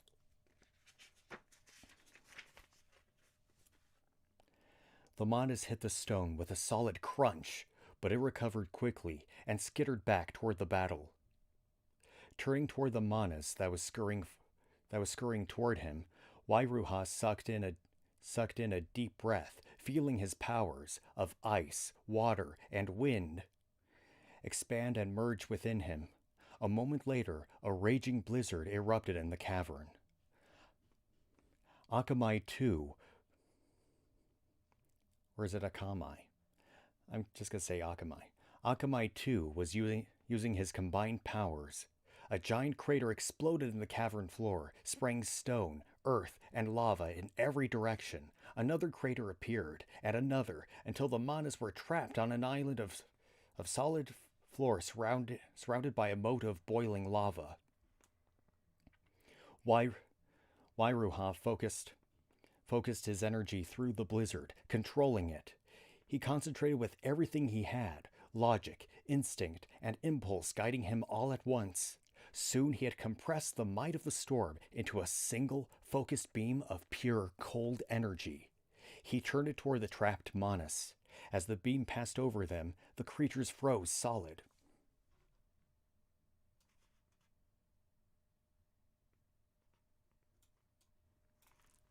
Nice work, brother, Akamai said. but I fear it'll take more than that to kill them. Wairuha was already moving toward the lava moat.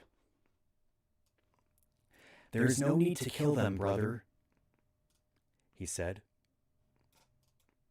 Oh, wait, I got this. Hold on. I figured this out now. Just bear with me. There's no need to kill them, brother, he said. With one acrobatic leap, he crossed the moat and stood beside the frozen Manas. I need your assistance to remove these masks. Akamai nodded and leaped over as well.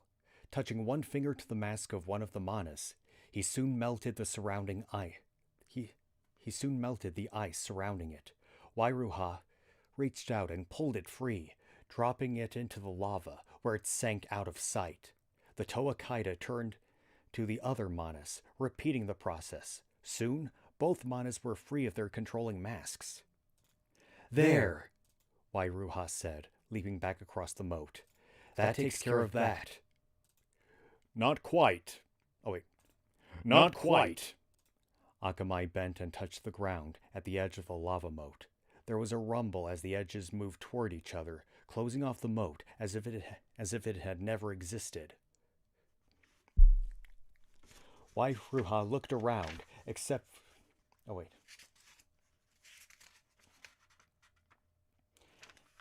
for the frozen forms of the Manas, the cave looked as empty and peaceful as when the Toa had arrived.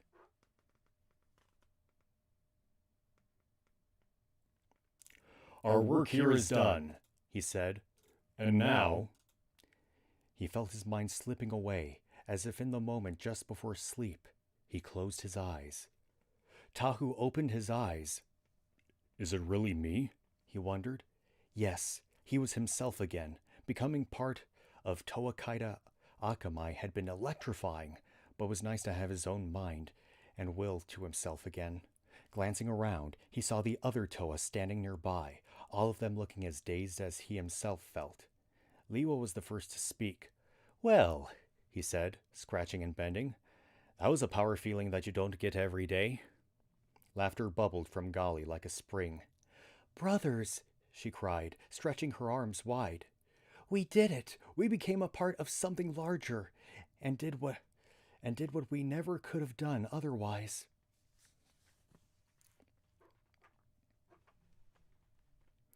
And that was chapter 13.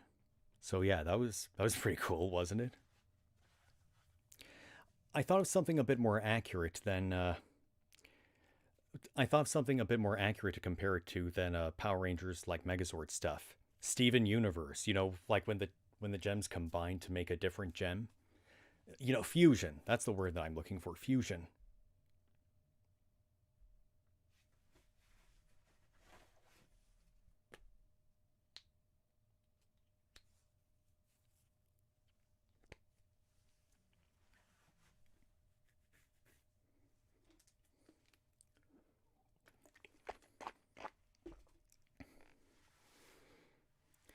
Oh, and by the way, did the echo effect work? Because you mentioned earlier that it sounded like there were two of me. And when I realized that it was going to form like, some kind of a fusion kind of thing, I figured I might as well bring that little problem into the spotlight since it suited the fused characters. Did it come across that way?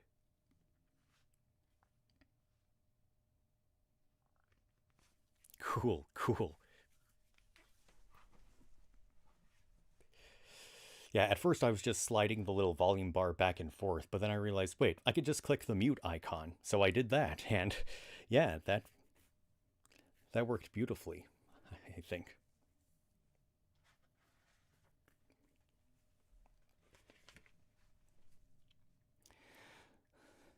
So let's see, there are 126 chapters, and we are on 109, so we are getting really, really close to the story. I want to see how this concludes.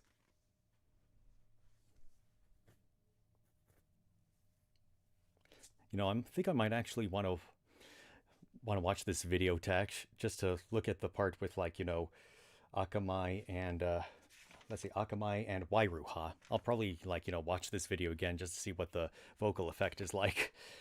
But anyway, chapter 14. Chapter 14. Out of the Shadows. Quick look, Toa Liwa cried, pointing across. No, that sounded lame. Quick look, Toa Liwa cried, pointing across the huge underground cavern. The manas are thawing. Once Makuta sees his hard luck creatures running for their lives, he'll be out of our way ever quick. Pohatu glanced where the air Toa was pointing. He and the other 5 Toa watched as the mask-free manas thawed from the deep freeze that Toa Kaida Wairuha's icy power had put them in and scuttled away, disappearing into the darkness of a nearby tunnel. It had been a hard-fought victory for the Toa, a moment worthy of celebration. Somehow, though, Pohatu found it impossible to relax and enjoy it. There was something, a shudder of stone against stone, the faintest tremor in the rocky ground that told him there might be more to come. The Toa of Earth was thinking along much the same lines. Don't be so certain that we have truly defeated the great evil one, Anua warned Liwa solemnly. While these manas were powerful, they were but guardians. Makuta himself. What's that? Oh wait, what's that? Gali interrupted. The water Toa was staring intently toward the back of the cavern. Something moved back there. Anua, can you see anything? Kopaka peered into the darkness, along with the others, gripping his ice blade uneasily. Drip. Drip. Water trickled onto the stone somewhere far off, or was it nearby? Down here it was hard to tell. Does anyone see anything? Liwa's whisper. Oh, wait. Sorry. Does anyone see anything? Liwa's whisper broke the near silence. Shh! Gali chided him. Did you hear? The sudden sound exploded through the cave.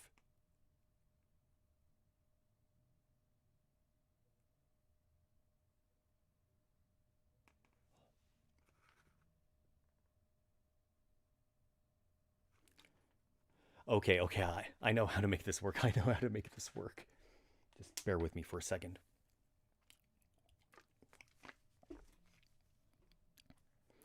I'm going to mute myself for a second, because I want to see if this voice will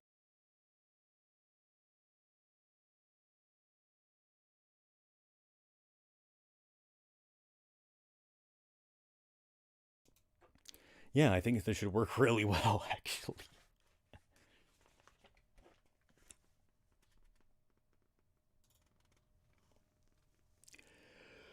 Toa!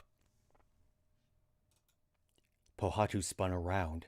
Had he really just heard that whisper? Toa! Who is it?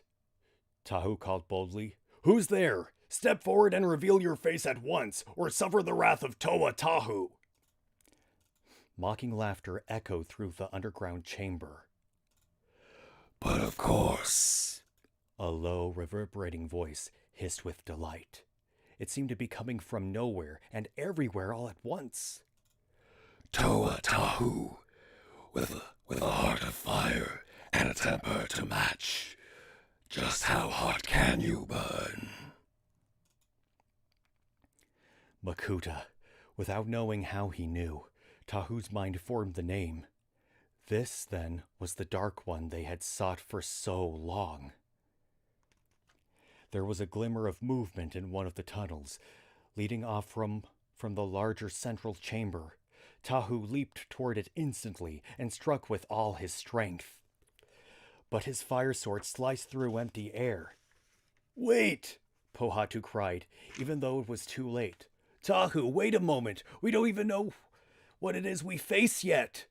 Once again, laughter filled the chamber. This must be the famous Toa Pohatu, with a mind like a stone. The mysterious voice cooed. Always ready to wait and watch and ponder, even as Matanui crumbles around him. "It is easy enough to mock us from the shadows," Onua said evenly, stepping into the center of the chamber. "But your words will never defeat us." No doubt. The voice responded silkily. But it matters not.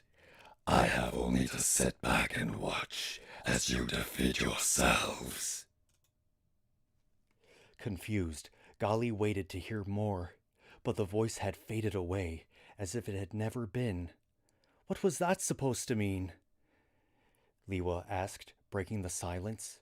Before Gali could answer, she caught a flash of movement out of the corner of her eye. Spinning to face it, she saw a dark figure racing toward Tahu, wielding a deadly-looking sword.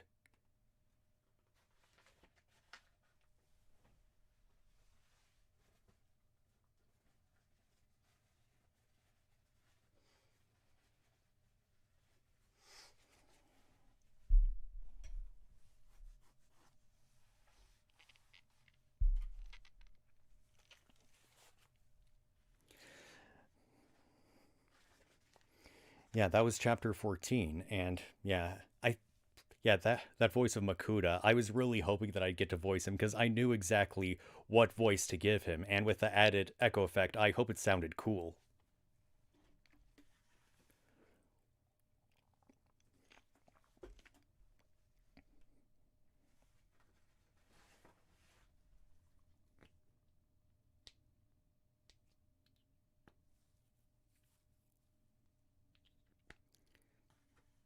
Wait, I don't need my headphones. What am I doing?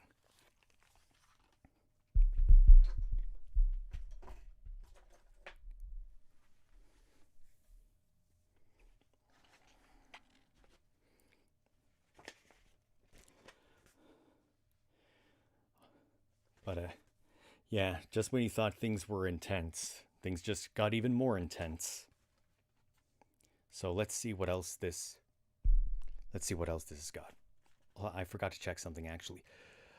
I'll show you what I'm capable of. Oh, okay, cool, it works.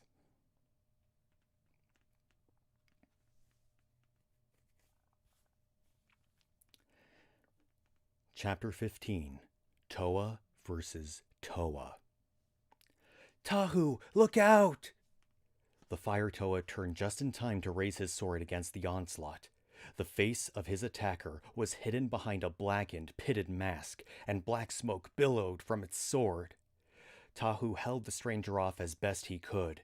He channeled the power of his flame through his fire sword, pointing it toward the sandy ground beneath his attacker. It instantly crystallized into glass and broke under the stranger's weight. The attacker plummeted out of sight. But Tahu barely had enough time to smile before the stranger leaped out of the pit. Or wait, hang on. I want to check something. Bear with me for a second.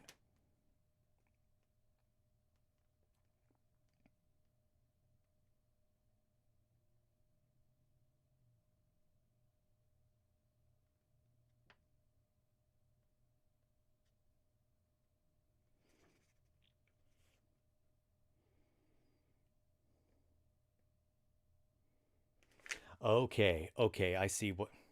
I was going to do the Makuta voice, but no, this is something entirely different. Okay.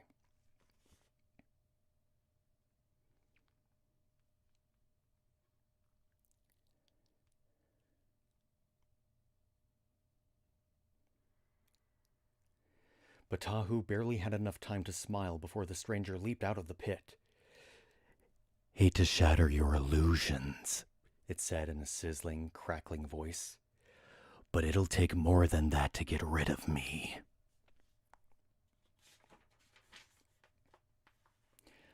The words only drove Tahu to greater fury. He shot white-hot flames out of the sword, but his movements were too fast, careless, striking the walls and boulders of the cavern until sparks flew in all directions, showering all over the other Toa. Take care, Tahu, the attacker spoke again. Lest the fire of your anger blaze out of control. Tahu gritted his teeth. We'll see how you like my fire now, he said. He pointed his sword at the stony cavern floor. Fire poured from the end, melting the rock into steaming, glowing lava. Brother Tahu! Onoa's voice sounded distant, almost lost in the bubbling sound of the boiling lava. Watch what you're doing! You'll endanger us all! Tahu's mysterious opponent leaped off its rock and surfed across the bubbling lava. Its smile broadened. Come, give in to the flame, it whispered. Let it consume you and all you hold dear. I know you can feel it burning deep within. Tahu gasped, startled out of his own anger. What sort of enemy was this? He looked around for help and saw that 5 more attackers had suddenly appeared, as if out of the shadows themselves, each moving in on a different Toa. Nearby, Gali struggled against another mysterious attacker. The stranger's form mirrored her own, but rather than the clean blue of the open sea, its body was the muted, sickly brownish black of an oil slick. Who are you? Gali gasped as she released a raging flood of water toward her attacker.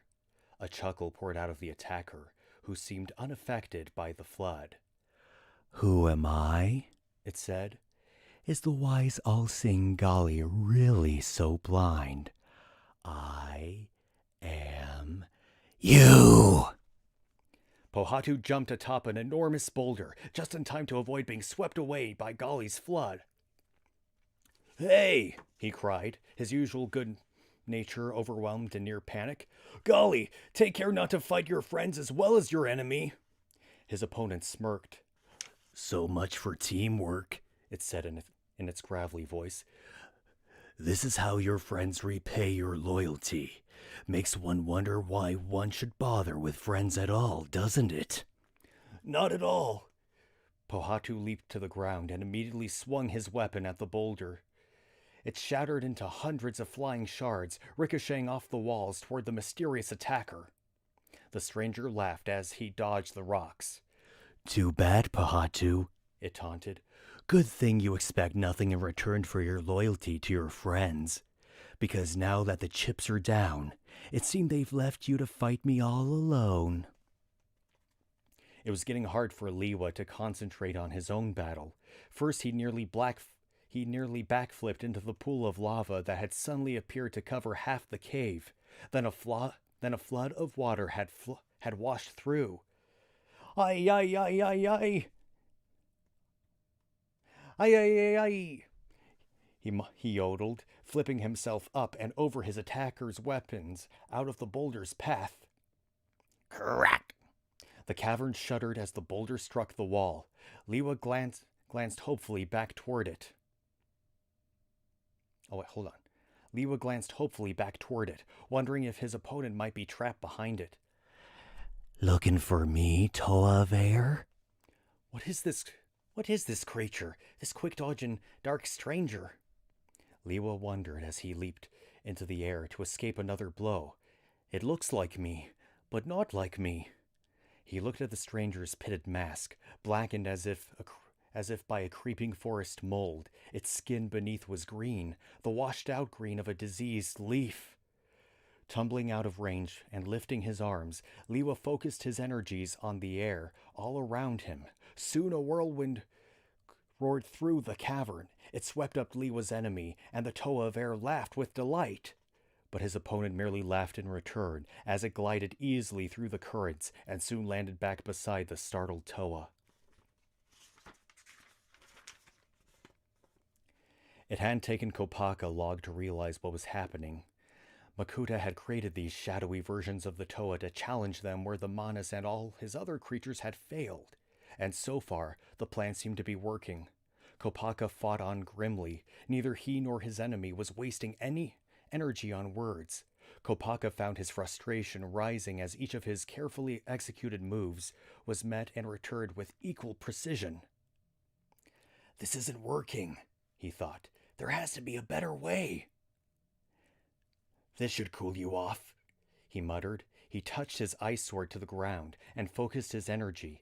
Instantaneously, the cavern floor froze into a solid sheet of ice. Even as he did it, Kopaka realized he'd miscalculated.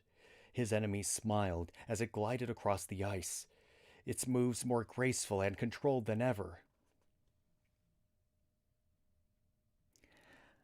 I see you just recognized the cold, hard truth.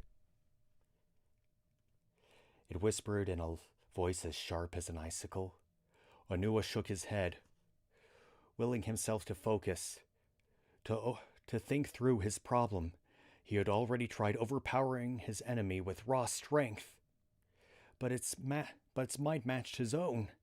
He had attempted to trap it by tunneling through the cavern wall and then collapsing the tunnel behind it, but the creature had burrowed out easily. We can't go on this way, he thought desperately. Right now the Toa were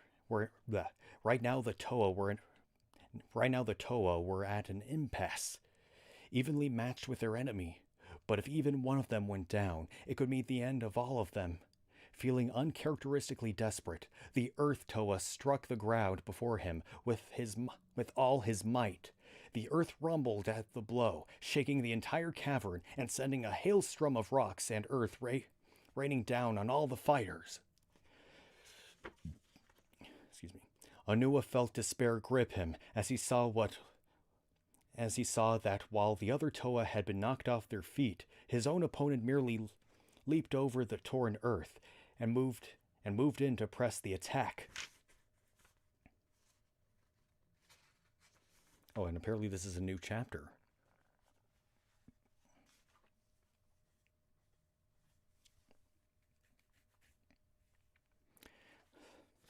So yeah, for that chapter, for like these evil versions of the Toa, I figured it was appropriate to be a lot closer to the mic to give it more of a proximity effect, to make them sound a bit more menacing. Make them sound like evil versions of themselves.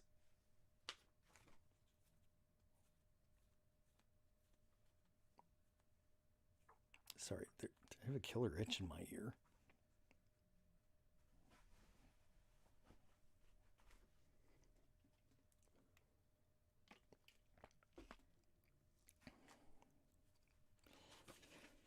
Yeah, I think this is the last chapter, actually.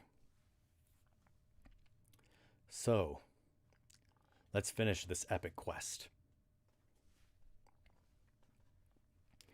Chapter 16, Unity, Duty, Destiny. Excuse me. Kopaka hit the ground as hard as the quake rumbled beneath him. His enemy was on him in a flash. He managed to block the blow with his shield, and then swing his ice blade upward. If he could just aim... Skrrk! Kopaka smiled as he saw his enemy was frozen in place. Kopaka sent the frozen enemy skittering across the ice until it smashed into the cavern wall. The creature shattered into hundreds of icy shards, and each of the ice shards was forming into a new enemy. Nearby, Onua glanced over and gasped when he saw Kopaka's predicament. "This is bad," Onua thought helplessly, dodging another blow from his own enemy. "How can I fight one so much like myself? How can any of us?" He blinked as the answer dawned on him, at last. Of course! "Listen up!" He shouted. "We're going about this all wrong. We can't hope to defeat our own shadow doubles. That's why we're a team." He wanted to say more, but he didn't have the chance. He had to dive aside to avoid another blow from his opponent's weapon. Pohatu heard Onua's words, but he couldn't respond for a moment. He was too busy fending off his own attacker. But in the back of his mind, he turned over the Earth Toa's plan and found that it made sense. Okay, hold on, I'm trying to... Who's talking right now? "Who are you kidding?" His opponent chortled, mirthlessly, as if reading his thoughts. "They're not going to fight for you, Toa." Oh, wait a minute. This is the wrong Toa, sorry. Or wait, no, Toa.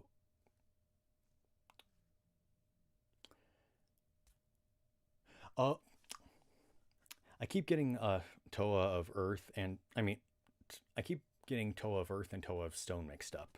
Just bear with me for a second. Who are you kidding? His opponent chortled mirthlessly. Who are you kidding?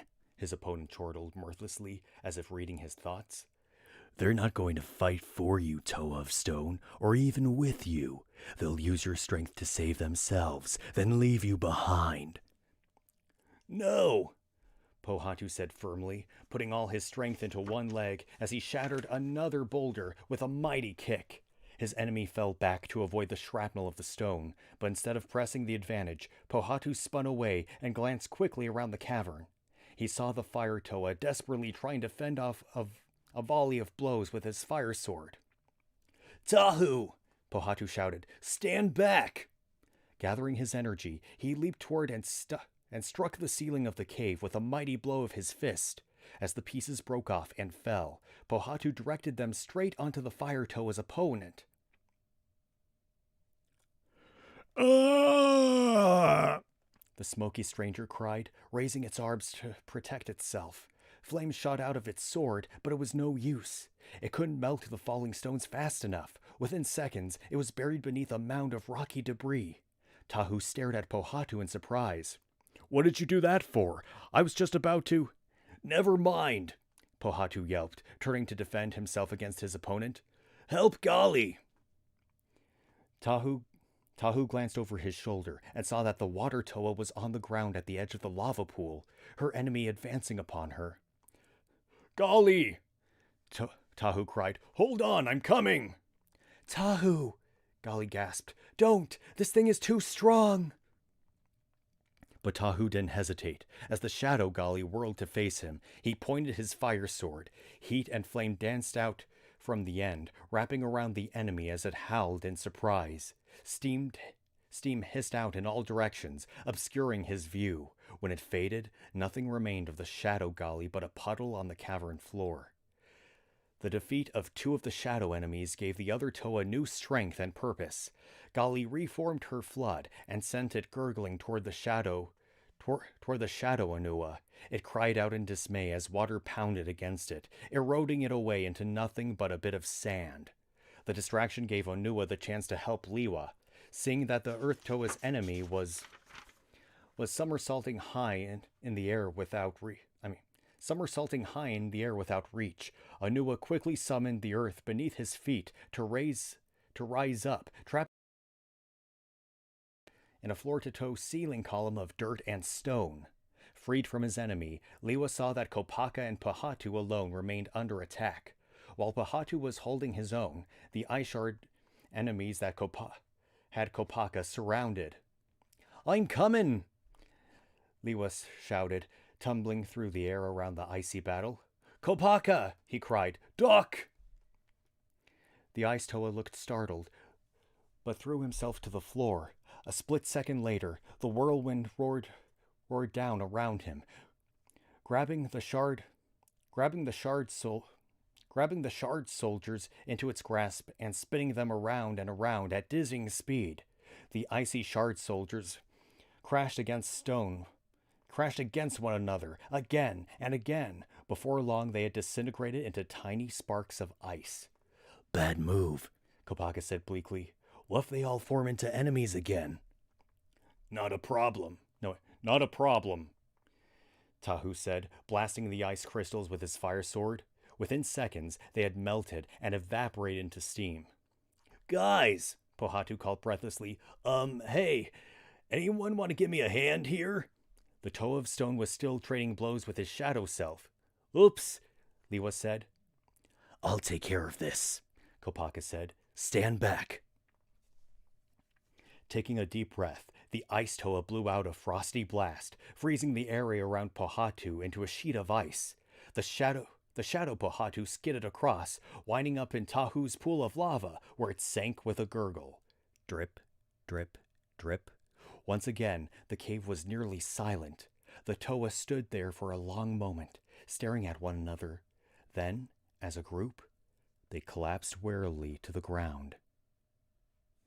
After catching his breath, Tahu sat up and glanced over at Onua, who was watching the others thoughtfully. "What do you think, brother?" he asked the Earth Toa. Onua smiled, though there was a hint of weariness in his eyes. "I think," he said, "that we have won an important battle, and of that we can be proud. But there is more to come." Tahu nodded, his grin fading as he gripped his fire sword more tightly. Yes, Onua was right. He could feel it, burning in his mind like a half-remembered dream. There was much more to come. And that, ladies and gentlemen, was Tale of the Toa. I feel like, it may have ended a little abruptly, but I guess the point is to make you want to read the next book. But I seriously doubt that I'm actually going to hold another live stream to read the other books. If anybody else actually wants to read the other stories, I'm sure you can find them online somewhere. Maybe not necessarily in book form, this, but maybe there are scans online. Maybe but I don't know. It probably feels a bit more noble. To me, it feels a bit more noble to have physical copies, and I grew up with these books, and yeah, that was a very exciting book. It wasn't half bad.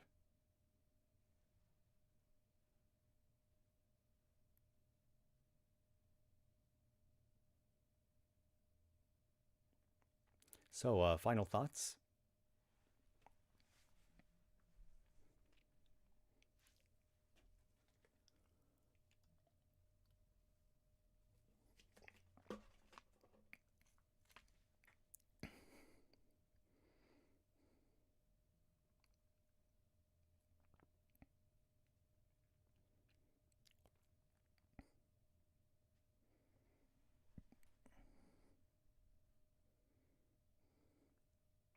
Yeah, so did I. I liked it a lot too.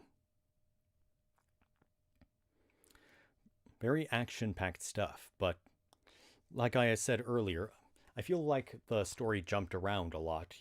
First they were first the characters were here, then they were here, then they were here and here, that kind of thing.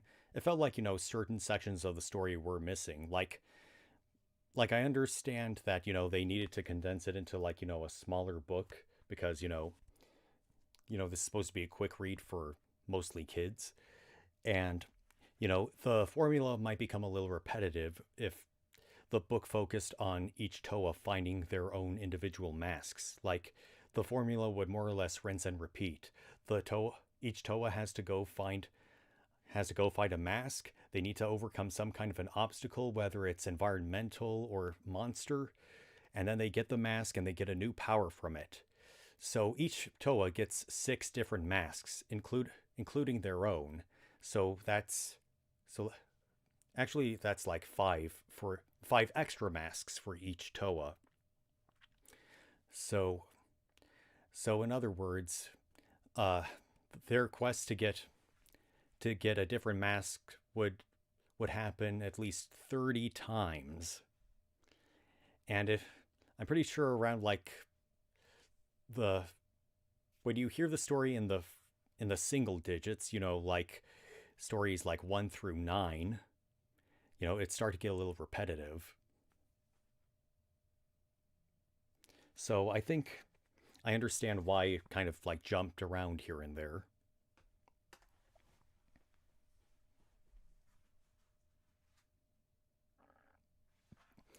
But yeah, the moral of the story is that you need to work together to overcome obstacles. Or any kind of problem. And each person has their own individual gifts, and sometimes those gifts can be helpful to other people. If you have the ability to be helpful in some way, you ought to do it.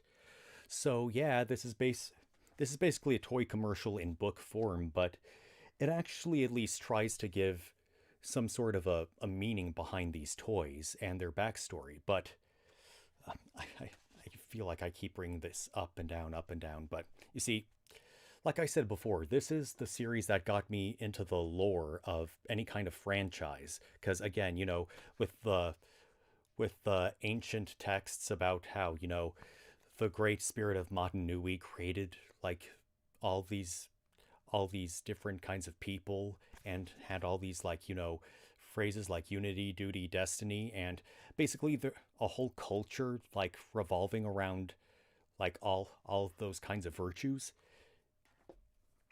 So yeah, to me it kind of blew my mind as a kid, but looking back, it's like it kind of makes sense as to why I was so into like, knowing more about a world. Because like I said, I just really liked the toys and I wanted to learn more about them. And so I got this book right here.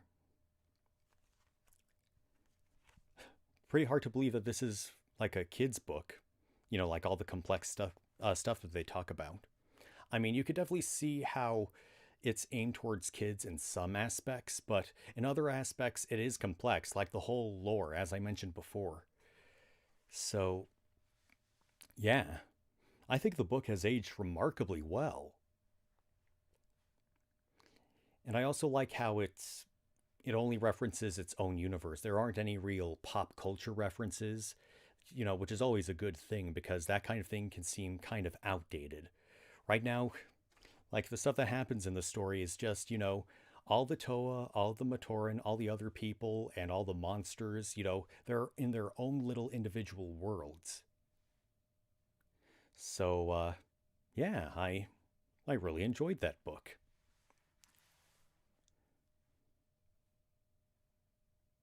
I guess you could say this book kind of shaped me to what I am today. It's like there's more to the toys than what's on the shelf at a store. I guess you could say that's kind of my philosophy when it comes to books based off of video games, because I believe video games have a deeper meaning behind them. Like the stories that they have to tell are, while some of them might feel a little basic, there are ones that have a deeper complexity to it. Sorry, I was getting a little tongue-tied for a moment. But all these people who made these books, whether it's Halo or Perfect Dark, Resident Evil, whatever, like they came to realize that, despite merely being playthings for people, they can be much bigger than the products themselves. Like, it's always nice when there's like a deeper meaning behind things. Like, it isn't just mindless. Does any of that stuff that I just said make sense?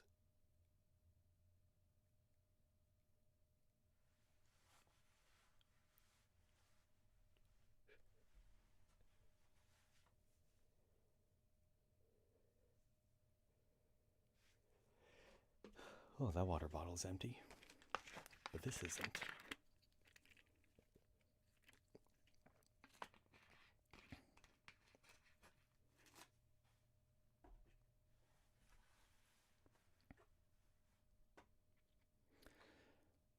But yeah. I think I'm gonna call the stream here, but this was definitely a lot of fun. Oh, I totally forgot. Uh,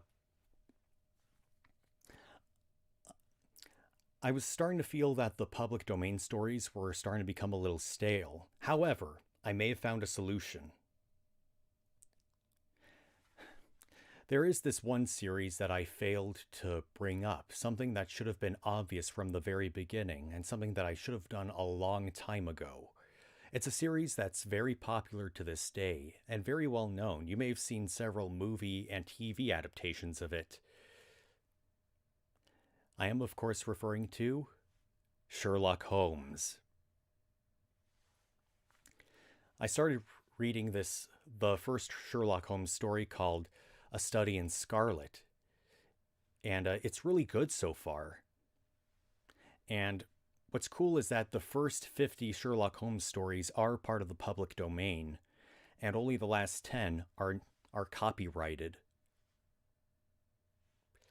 And I figured, it'd be cool to, read something that was mystery focused. We get to find out like what exactly happens, like who done it and why done it, that kind of thing.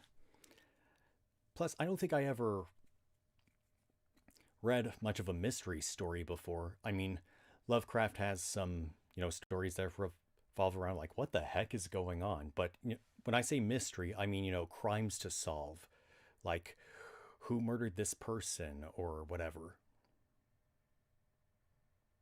So I think that might be a cool thing to read. And since it's public domain, I can actually monetize it.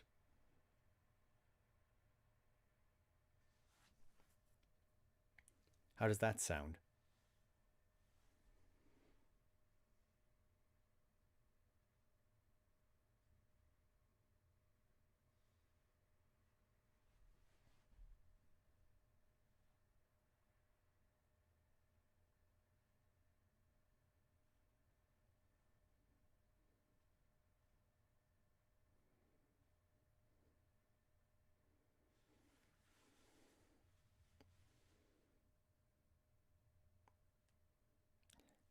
It actually is. Like, I was surprised. Like, you'll see for yourself, I promise.